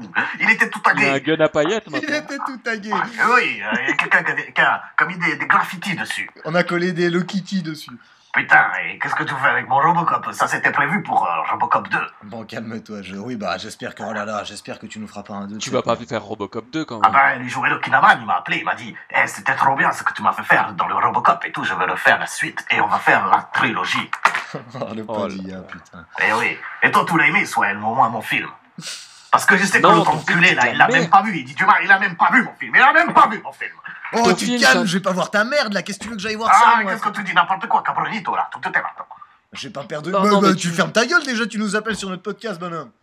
Vas-y, raccroche-lui au nez, là, raccroche-lui au nez. Vous raccrochez pas au nez, Cabron, qu'est-ce que tu fais, là? J'hésite, parce qu'il me fait quand même rire. Mais oui, t'as massacré un super film. Mais j'ai rien massacré, j'ai amélioré. Tu massacres notre enfance, enculé. Regarde, j'ai pris de la musique. La musique, c'était de la merde. Je l'ai remixé. J'ai mis des petits trucs dubstep, un petit peu partout dedans. C'était dans la bombe de balle. Mais c'est le gars, il pourrit le thème de Basile Polidoris au dubstep. Ah oui, j'ai mis la dubstep. Au dubstep. C'est trop bien. Ouais, bah c'est ça, c'est bon pour les kids de 13 ans de maintenant, quoi. Bien joué. Merci, José. Mais c'est ça qu'ils font tous les entrées. Qu'est-ce que tu crois, là? Tu dis n'importe quoi. Tu connais rien au cinéma, Cabrolito, va. Oh là là, mais t'es sous-produit. Il est sous-produit, le José. On va écourter l'appel, là, parce que dis donc. T'étais juste venu pour ça, là. Bah oui, vous dites du mal de Robocop. Je viens défendre mon film. Qu'est-ce que tu as pas aimé encore dans mon film? Qui est une merveille, je veux le rappeler. Bah, c'est que t'étais passé au-dessus de tout ce que font. Mais toi, tu l'as même pas vu, pourquoi tu parles? Je parle à l'eau canadien, là. Mais parce que j'ai lu 4 critiques, connard. Va lire la critique du Dr No, tu seras refait, tu verras que ton film, c'est de la merde. Le Dr No, j'ai beaucoup de comptes à régler avec le Dr No. Ah oui, mais ça m'étonne pas. Ah oui, s'il m'entend, je lui passe un petit appel qu'il a souffert en couille. Non mais, José, ton bon d'accord, il y avait même pas besoin de faire un reboot. C'est tout. Voilà l'argument. Il a raison. Allez, va manger un chili. On en reparlera quand tu feras le 2. Je vais faire le 2 et ça va être de la balle. Oui, bah allez, va te faire foutre. Allez, à la prochaine. Allez, ça va faire la trilogie après. Oui. Allez, ciao. Allez, salut José, salut. Et voilà, on va enchaîner, on va terminer le podcast avec, comme à l'accoutumée, un petit débat. Alors voilà, on va parler lors de ce numéro du film de science-fiction, savoir si on assiste à un petit renouveau des films de science-fiction qu'on a pu voir depuis un certain moment. Donc on va analyser ça. On va également voir si ces films sont plutôt de bonne facture, si c'est un renouveau qui est qualitatif, et à défaut d'être uniquement quantitatif. D'accord. Et donc on va analyser un petit peu tout ça et voir si ça vaut le coup que le cinéma de science-fiction refasse une petite percée dans la sphère cinématographique, si ça nous apporte des bonnes choses ou pas. Vous êtes chaud? On est chaud. D'accord, donc on va commencer par une petite définition de la science-fiction, les amis, tranquillement. Oui. Donc la science-fiction, c'est un genre narratif principalement littéraire et cinématographique, donc on trouve dans les livres et le cinéma, les films, structurés par des hypothèses de ce que pourrait être le futur ou de ce qu'aurait pu être le présent, voire le passé. Tiens. Genre une uchronie, genre un petit passé où il y aurait eu des trucs un petit peu déjà technologiques à la steampunk, par exemple. Ça peut être de la science-fiction, même si c'est dans le passé. Tu vois, science-fiction, c'est pas forcément égal le futur. Bien que c'est souvent le cas quand même. Tu vois ? Oui. Alors, et souvent, ça se base des connaissances actuelles, donc scientifiques, technologiques et ethnologiques de notre époque. Tu vois, c'est souvent une espèce de projection, une anticipation. Donc c'est la définition la plus générale, même s'il y a plein de sous-genres. En général, on va partir là-dessus. Donc forcément, on va pas faire 40 ans là-dessus, mais on va distinguer de la de la fantasy, ce genre de choses où il y a des éléments un petit peu inexpliqués, quoi. La science-fiction, il y a un petit côté qui peut être rationnel, tu vois. Ça pourrait arriver, quoi. Ça marche, voilà. Voilà, donc voilà, on va se baser là-dessus. Donc, sachant que il peut y avoir des mix entre le film Alien, qui est à moitié un film d'horreur. Oui, non, mais on va un être film quand même assez large après, parce que par exemple, un film comme Retour vers le futur, on va le considérer comme de la science-fiction. Ouais. Parce qu'il brasse des thématiques science-fiction. Oui, mais c'est bien d'introduire ça. Oui, non, mais c'est pour les gens que je dis ça. D'accord, pardon. Qui sachent de quoi on parle. Pardon, ouais, c'est ça. De quoi nous parlons. Et on pourra faire un rapprochement d'ailleurs. Est-ce que maintenant on a de la science-fiction qui est un petit peu comme ça crossover, ou est-ce que non, ou est-ce que ce n'est pas le cas, tu vois? Et ce sera intéressant de se poser la question. Ça marche. Voilà. Donc vous êtes tous d'accord pour dire que l'âge d'or de la science-fiction, ça a été quoi? Si on exclut les films des années 50 au tout début, qui étaient des grosses métaphores des invasions de pays. Ah, les communistes. Métropolis. Ouais, voilà, Metropolis, et même un petit peu, même Grandes œuvres. Ouais. Mais ouais, l'âge d'or, moi je dirais que c'était les années 80 quand même. Ouais, 70-80, Star Wars, les 2001, Odyssée de l'espace, Blade Runner, Alien. Nouvelle thématique et puis des nouveaux moyens de faire les films, quoi. Ouais, dans les années 50, on avait le Blob, bon... C'était assez limité. Après, bon, Star Wars, c'est pas non plus fou, c'est beaucoup de maquettes et tout ça, mais c'est quand même, génial, Star Wars. C'est une nouvelle approche de comment le filmer, en tout cas. Ouais, c'est super intéressant ce que tu me dis. Merci. J'ai pas pensé en préparant le podcast, mais effectivement, j'allais dire qu'il y a eu également un renouveau à la fin des années 90. Dans la science-fiction, où il y a eu en 98, c'est un peu culminé avec des Dark City, des Matrix, on a vraiment des productions qui étaient très marquées SF. Et c'est vrai qu'également, je pense que ça peut être aussi lié du fait que la technique a évolué. La charnière, ça a été Alien 3, qui a été un des derniers à pas mettre de CGI, mais le Alien, même s'il fait très CGI, était encore animé à la main. Je crois que ça a été un des derniers. Il y a une version où il est en CGI. Non. Si, il me semble bien. Bon, bah, peut-être que je dis des conneries. Non, mais il a fumé. Voilà. Parce qu'il me semble bien que c'était leur point, c'était justement de dire nous, on n'utilise pas d'ordi sur ce truc, quoi. Il me semble. Sur le 3, le Fincher. Mais oui, c'est toi la pupette. Alors toi, t'as pris trop de drogue, t'es bon pour aller chez Annie Given Film, là. C'est fini. Le podcast polémique, encore une fois. Encore une fois. Mais je sais pas, ouais. Et vérifier.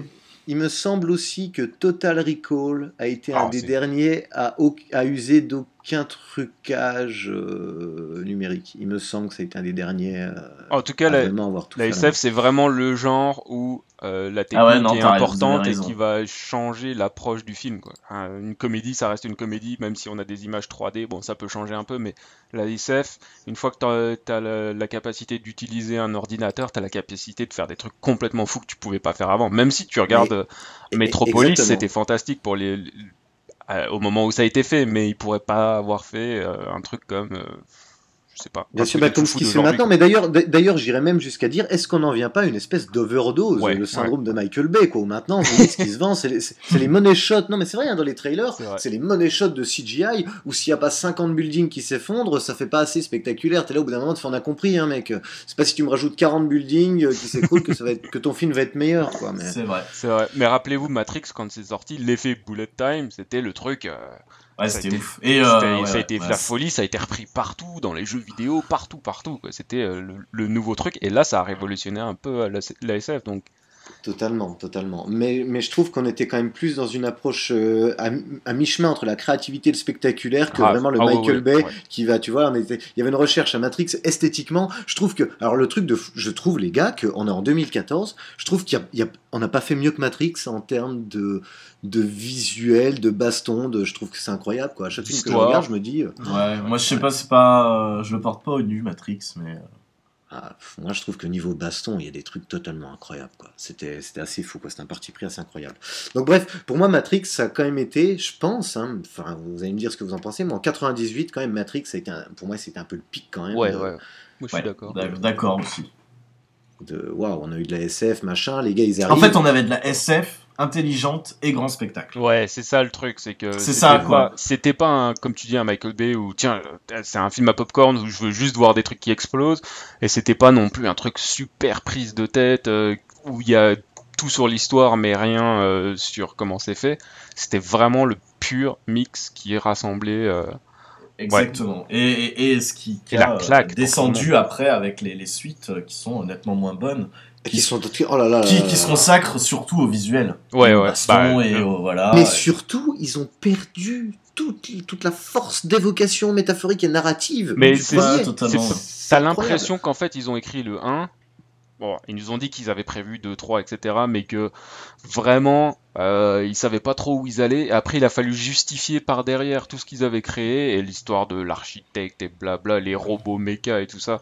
C'est ça. Ça s'est greffé par-dessus. Et puis, ils se sont perdus, quoi. Vraiment, t'as l'impression qu'ils se sont perdus et qu'ils essayent de se justifier au fur et à mesure. La tagline du premier Matrix, c'était croire à l'incroyable. Le problème, c'est que dans le 2 et 3, ils ont essayé d'expliquer l'incroyable. Du coup, ça tombe à l'eau. Ouais, exactement. Ouais. Et je voulais juste ajouter également que Matrix, je trouve remarquablement notable en termes de science-fiction.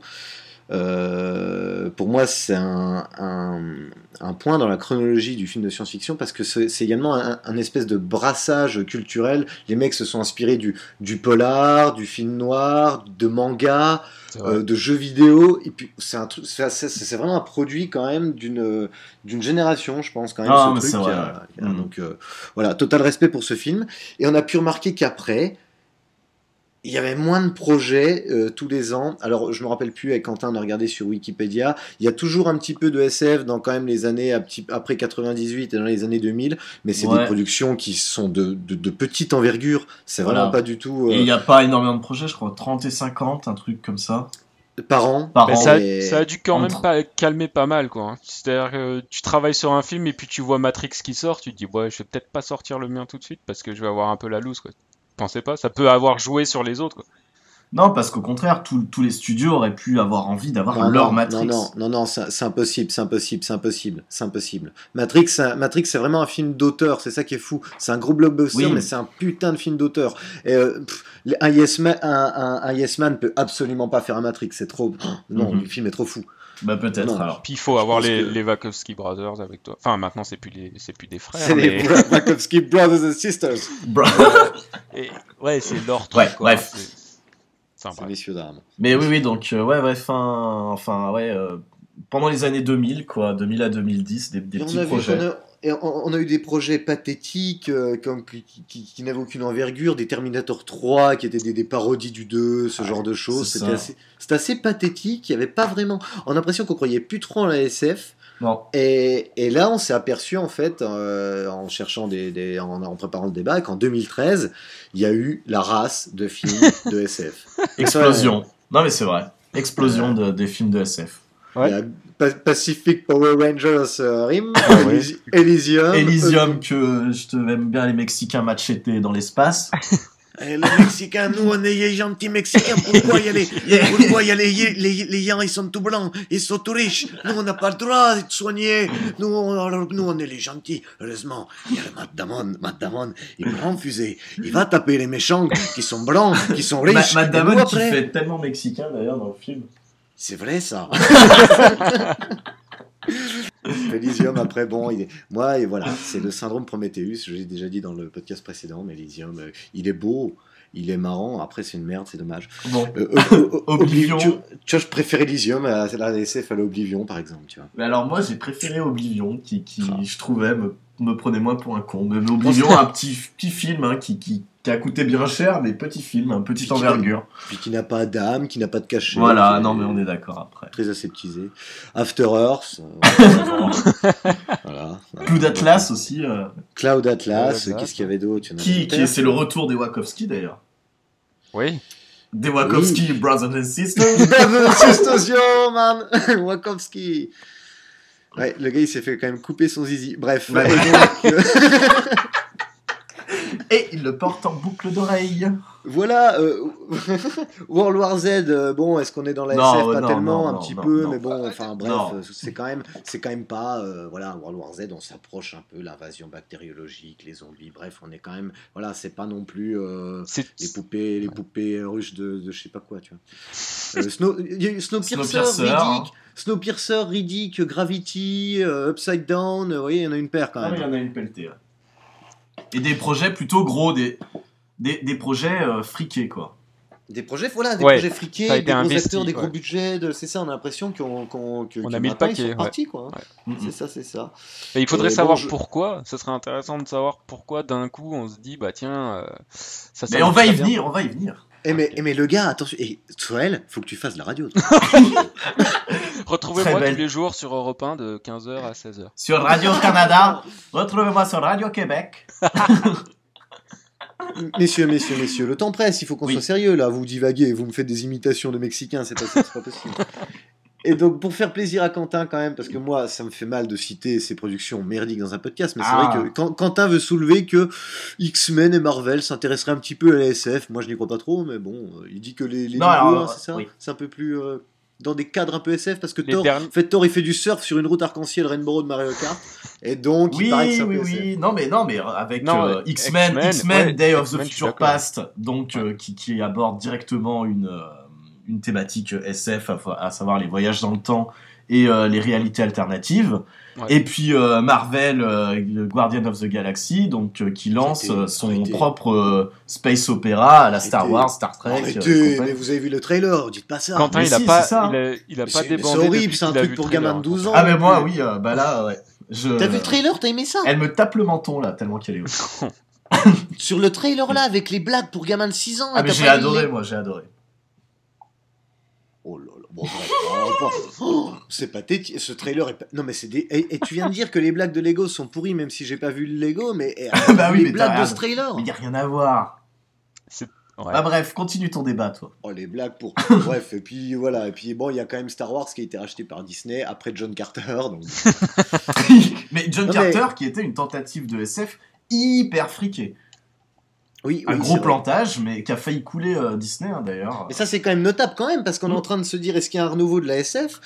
Disney, qui est quand même devenu une puissance dans le cinéma incroyable, a racheté Star Wars. Ça, c'est quand même significatif, quand même. On dit ça par-dessus la jambe. Ouais, non, mais clairement. Ouais, mais là, c'est juste une question d'argent, quoi. Enfin, ça a aucune démarche artistique ou quoi que ce soit. Non, mais justement... S'ils se disent que ça peut valoir le coup, c'est que... Et même qu'il y a un intérêt. S'ils ont mis 250 millions dans un John Carter, c'est bien qu'ils croyaient...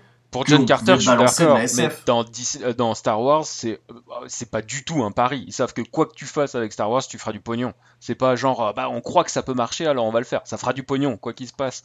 Donc, c'est un investissement purement, c'est purement mercantile. Non, mais de toute façon, Disney, ils veulent faire du pognon, mais bon. Oui, mais si c'est un investissement mercantile, ça veut dire que le truc marche. Donc c'est ce qu'on dit, c'est qu'il y a un petit renouveau de la SF. Sinon, ils auraient plus investi dans du, je sais pas moi, dans du Toy Story. Non, mais d'accord. Mais dans ce cas, John Carter, là, oui, c'est un bon argument. Mais Star Wars, comme je te dis, peu importe. Dans 50 ans, enfin, peut-être pas, mais tu vois ce que je veux dire, Star Wars, peu importe ce que t'en fais, t'auras des gens qui iront le voir et ils feront du oui, mais Soël, c'est quand même événement, c'est quand même événement. C'est quand même événement. Star Wars racheté par Disney. Non, oui, je suis d'accord.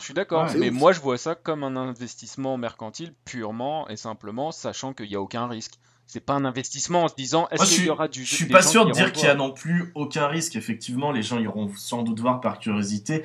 Après, est-ce qu'il va pas y avoir un espèce de bâchage parce que tu vois, c'était pas George Lucas et tout. Enfin, c'était quand même un pari vu la somme qu'ils ont mis dedans. Les gens iront. Moi, on parie, on se non mais oui, non mais je suis d'accord avec toi, surtout que c'est J.J. Abrams, c'est que tout le monde se branle dessus maintenant, donc surtout, alors moi, ce qui me choque, c'est qu'un gars qui réalise Star Trek va réaliser Star Wars, il y a pas un problème là, mais bon, je sais pas, c'est incroyable ça. Ça, à mon avis, je peux vous dire que dans les conventions Comic-Con et tout, le mec il va pas sortir vivant, hein.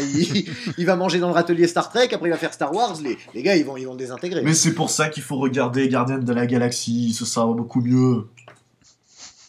On peut continuer. On entend les gens applaudir. Hein. Le mec, il a 3 de QI, mais de toute façon, tu podcast en podcast, les gens ils vont bien comprendre qu'il y en a, il est un peu relou, mais l'autre, qu'est-ce qu'il est con. Hein. Bon. Oh là là. Alors, quel a été le mot ? Non, mais attends, la trailer. Ok, vas-y. Bon, allez, c'est bon, on avance. Et donc, Ça vient d'où à votre avis là, ce renouveau là? Qu'est-ce qui s'est passé pour que tout d'un coup, oh putain la SF en fait on en avait plus fait, mais maintenant on en fait. Qu'est-ce qui s'est passé? Moi j'ai une petite idée là. Vas-y, c'est quoi ton idée? Moi je suis curieux. Parce que j'ai du mal à me dire vraiment. Il y en a, je sais pas, c'est pas Avatar, non? Je sais pas. Il dit c'est son idée, c'est moi. J'ai pas dit ça, j'ai dit on a une petite idée. Mais est-ce que Avatar c'était le premier de la vague alors du coup? C'est pris pour qui lui? Non, c'est pas forcément le premier, mais ça a été le truc qui a coûté la blinde. C'était un truc qui a marché, qui a été médiatisé, attaqué, ou un an avant que le film sorte au Comic-Con, les gens ils étaient là, on a vu un quart d'heure, c'est incroyable. Oh, j'avais pas vu ça depuis une paire d'années quoi.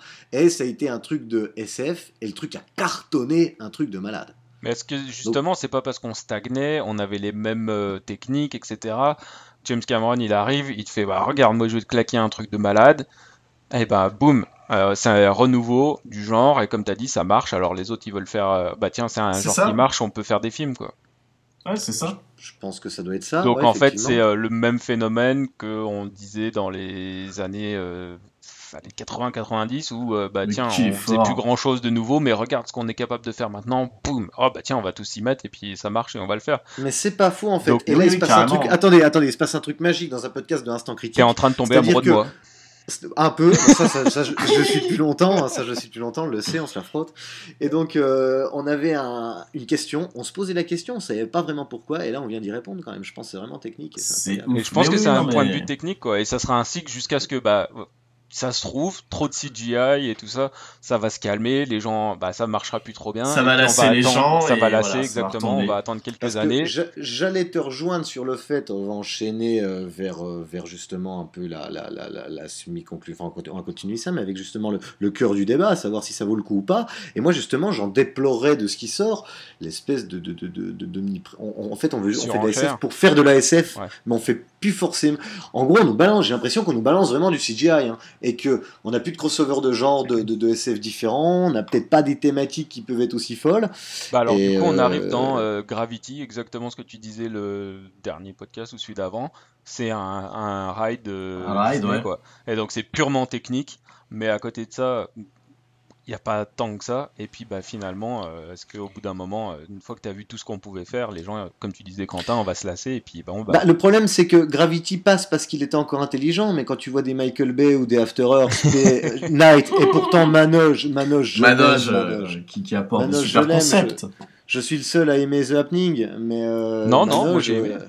Oh là là, et après ça... Non, attendez.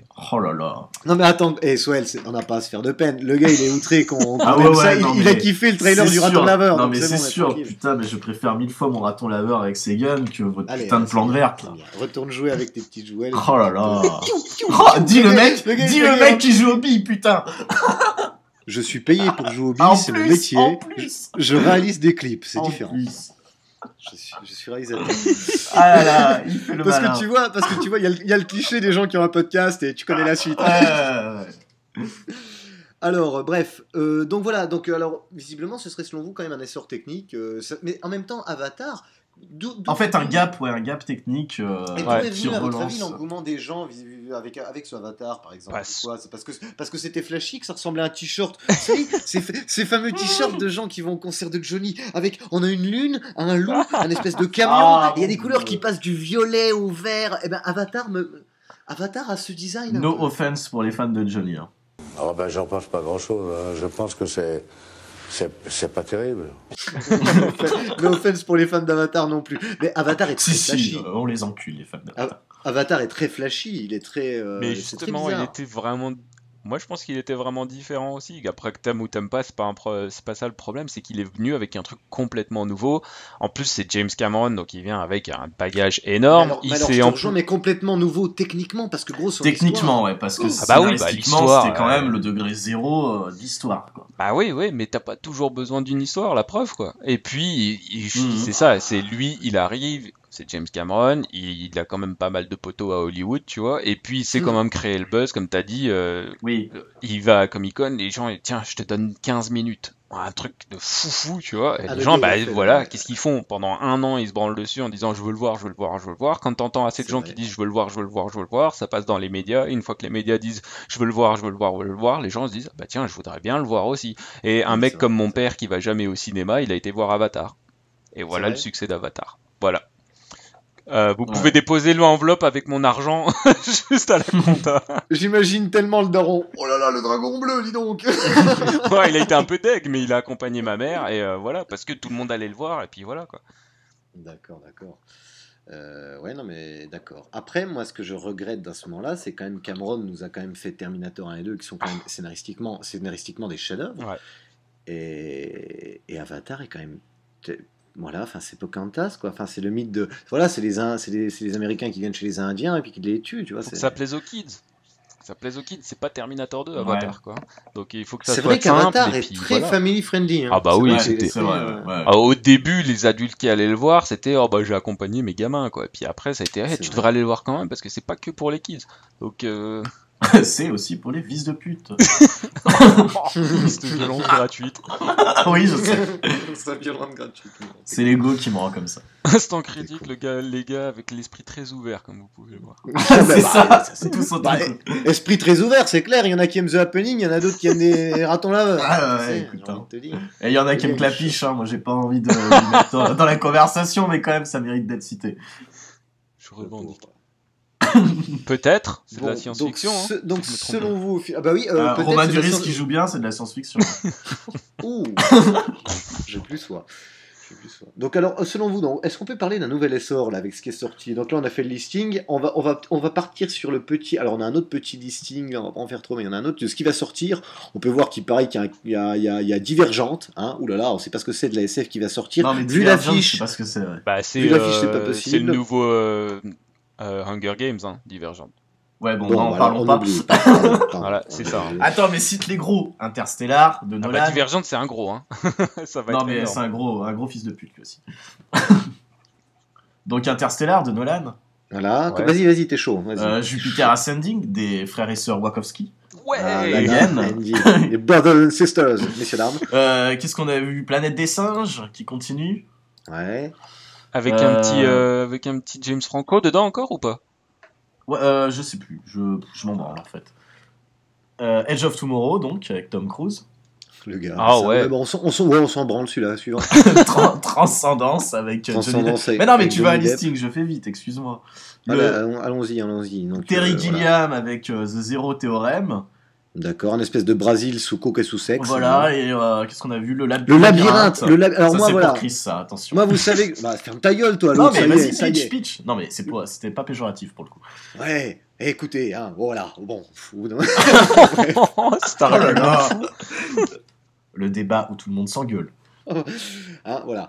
Bon, les gens connaissent un peu, moi, y a rien. Moi, j'aime bien me faire surprendre, puis personne me surprend, ils font un remake de Godzilla, c'est pas surprenant. Par contre, le labyrinthe... de West Ball, ok, je connais pas ce réal. Je vous fais le pitch en vitesse. Thomas se réveille dans un ascenseur, ne se souvenant de rien d'autre que son propre nom. Il émerge dans un monde où vivent 60 jeunes garçons qui ont appris à survivre dans un environnement totalement clos, se nourrissant de leur propre agriculture. Voilà. Un petit nouveau arrive tous les 30 jours. Voilà, truc de ouf. Une espèce de dystopie un peu bizarre qui ferait penser dans le pitch un petit peu à un cube, hein. Genre tu te réveilles, mais ouais, c'est ça. Ouais. Oh là là, donc voilà, ça j'attends. Voilà, donc il n'y a pas grand chose que j'attends, mais ça j'attends. D'accord. Excusez-moi. Moi je suis là pour Edge of Tomorrow. Moi je l'attends. Tu as vu le trailer? Ah, moi aussi. Bah ouais, mais justement, moi je suis un bouffon, hein, mais j'ai bien aimé le trailer. Cette espèce cette musique comme ça, puis Tom Cruise, quoi. Tom Cruise, il vous emmerde. Hein. Ah bah oui, mais bon. D'accord. Non, honnêtement, j'ai vu le trailer et je l'ai bien aimé. Je trouvais que c'était... moi aussi, je te soutiens. Cette musique nostalgique, patriotique, tu peux dire même. Non, patriotique de quoi? L'ambiance du trailer. Moi, si tu veux, je vais dire un truc. Le trailer, j'ai regardé ça, j'ai trouvé l'image trop réaliste, trop terne et très premier degré. Et wow, j'avais l'impression d'être devant un truc militaire. Et moi, c'est pas ma cam. Mais bon, bah, si vous, ça va vous faire kiffer. Mais moi, waouh, je trouve ça très premier degré, très. Ouh là là, ouais. Mais Marvel te donne du 3e degré et tu pleures aussi. Il y a Transformers 4 qui va sortir. Marvel me donne de la merde. Oh là là. Bon, et oui, Transformers 4, ouais, bon. C'est incroyable. 4. Les Tortues Ninja. Voilà, oh là là là là. Ouais, c'était quand même pas de la SF. Ouais, c'est pas de la SF, hein, parce qu'avant que des tortues soient vraiment ninja, on a un petit peu de temps. C'est vrai. Hunger Games, donc il y en a un autre. Non, mais ça, on n'en parle pas. Frankenstein.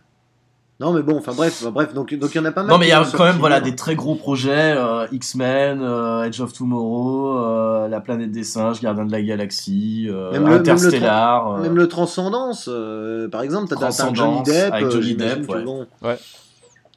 Voilà, des très gros projets annoncés pour 2014. Donc il y a de l'ambition en SF, quoi.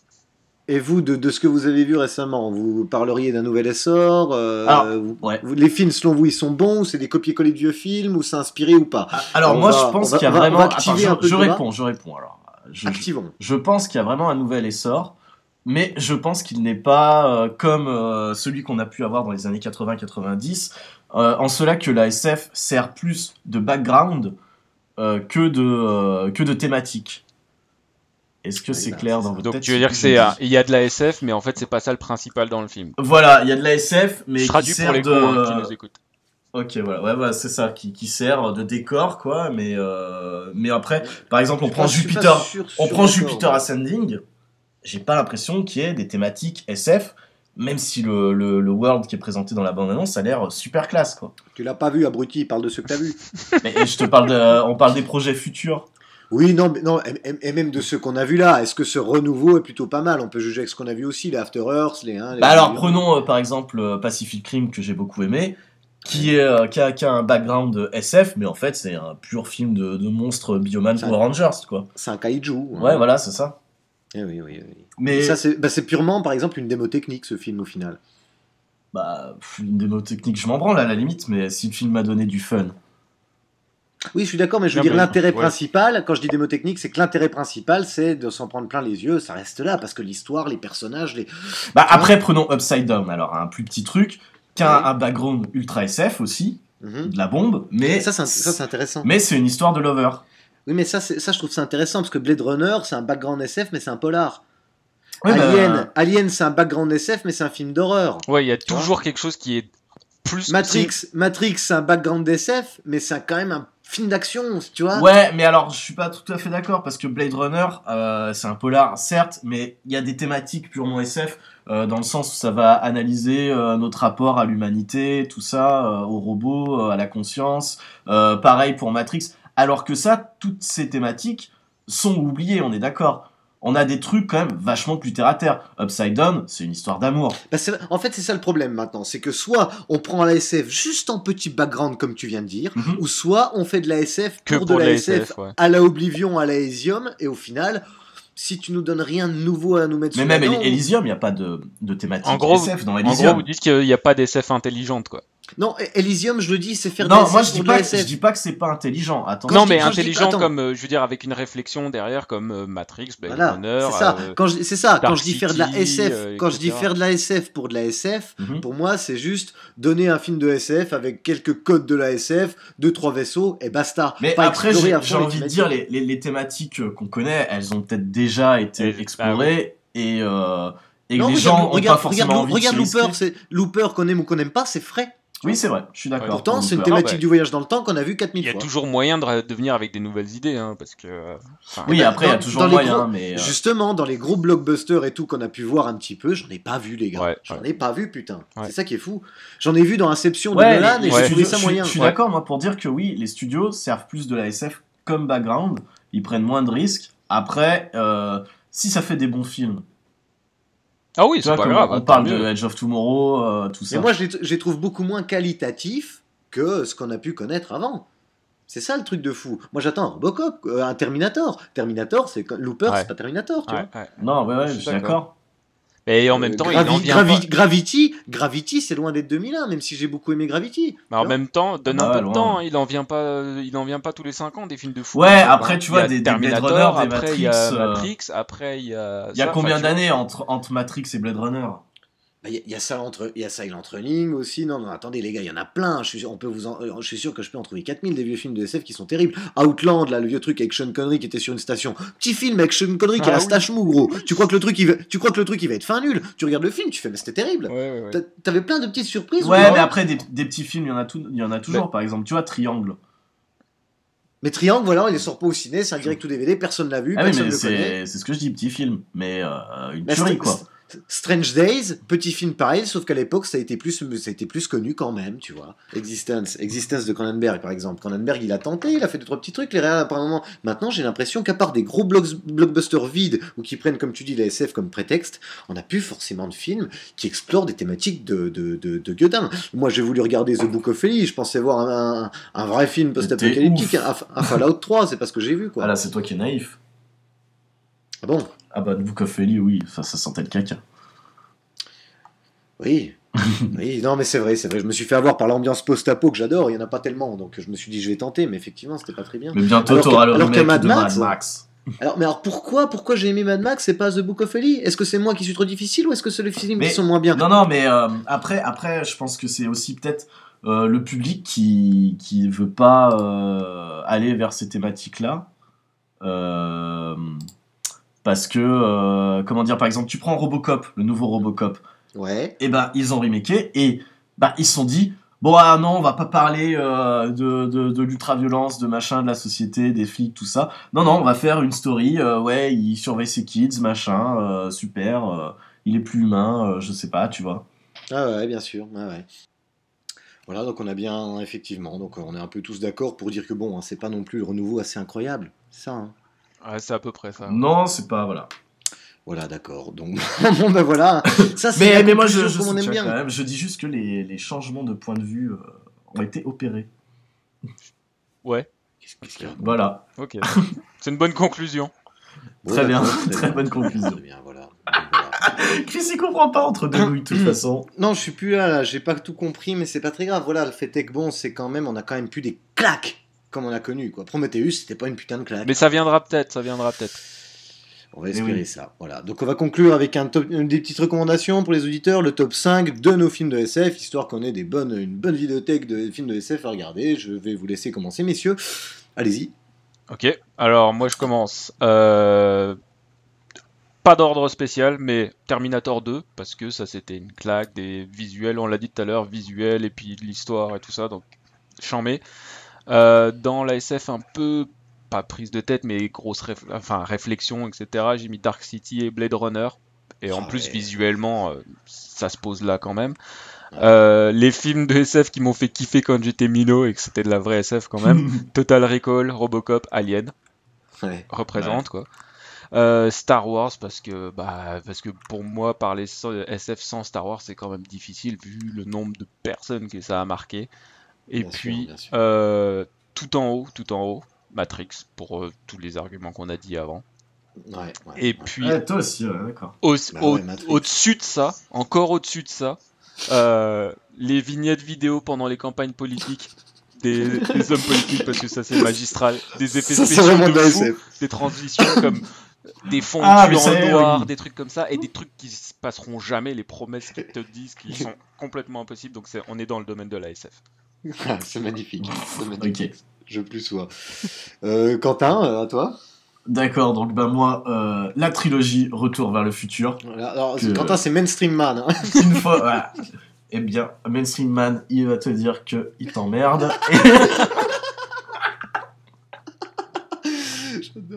Et que c'est de la balle, la trilogie Retour vers le futur. Non, mais je suis d'accord, c'est excellent. Non, mais voilà, enfin bon, bref. Blade Runner, oui, forcément. Akira, parce que on n'en parle pas assez. Très très bon film d'animation de SF. Donnie Darko, donc par le master Richard Kelly.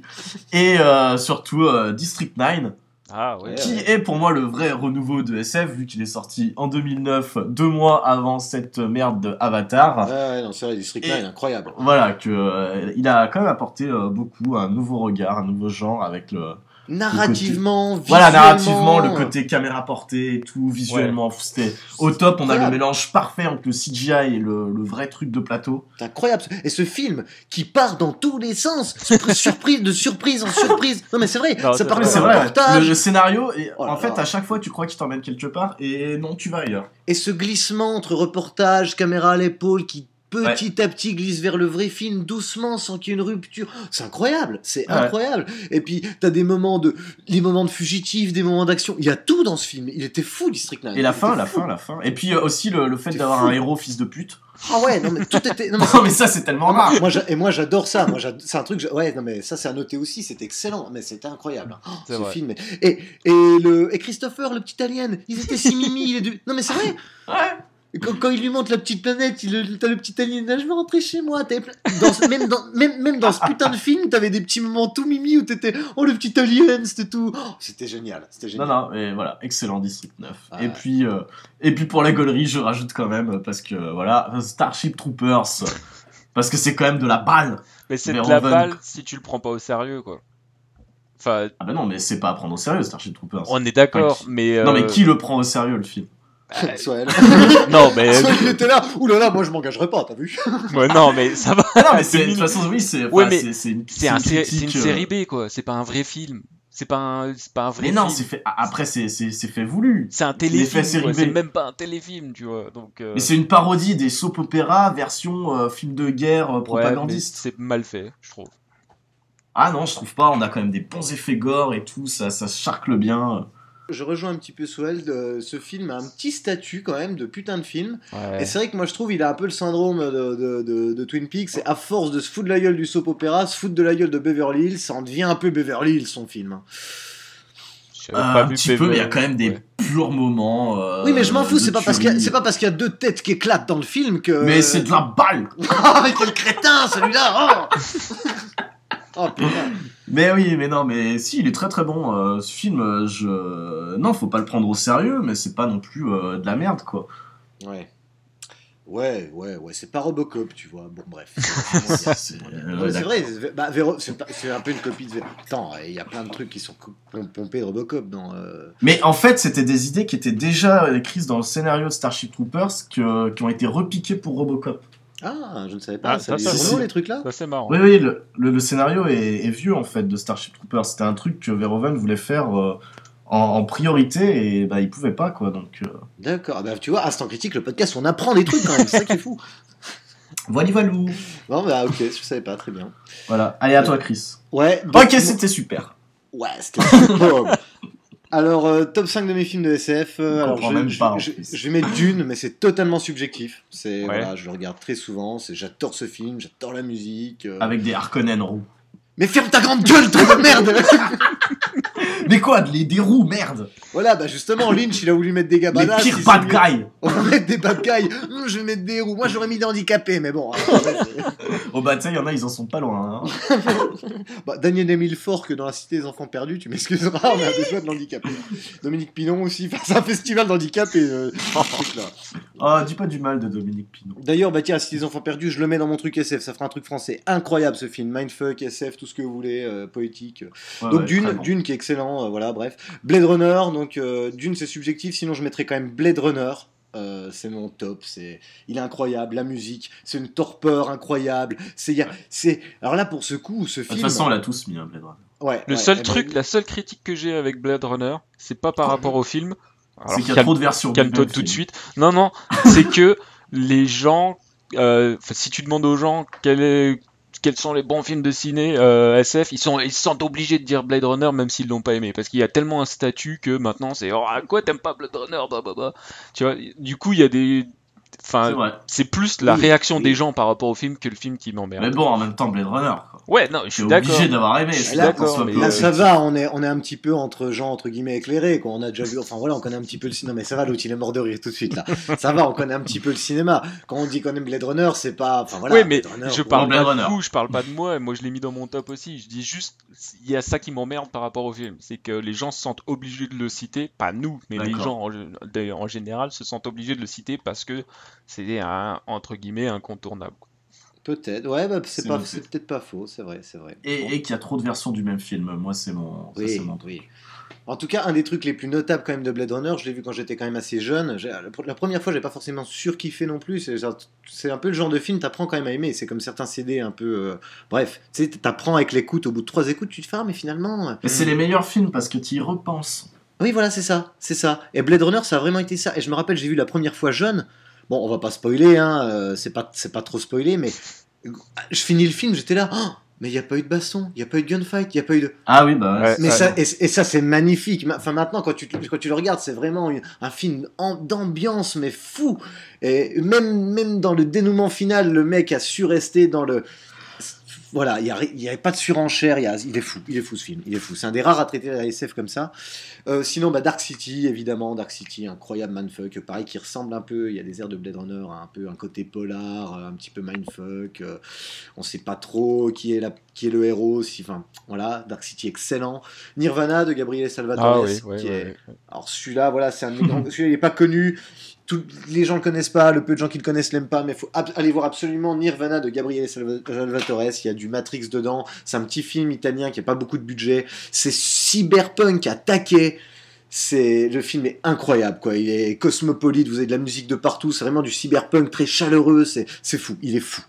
1.0 qui est un mindfuck de SF très claustrophobique, voilà, je vais pas m'étaler. Voilà, dans les mentions honorables, je mettrais Sunshine, Cube, The Thing, La Mouche, Existence, New York 97. Ouais, voilà. Ouais, il y en a plein quand même. Ah bah oui. Plein de bonnes SF, et pour terminer, je citerai Amélie Poulain, parce qu'une fille aussi. Une fille aussi gentille, c'est forcément de la SF. Voilà. Juste pour les gens qui nous écoutent, on n'est pas tous des gros machos comme le Chris. Je suis pas macho. J'ai des problèmes avec les filles, c'est différent. Je suis pas macho. Non, par enfin contre, bon, moi, la vraie SF, ce serait Christophe qui apprécie un film de grand public. Mais toi, t'es quand même un sacré connard. Oui, c'est vrai.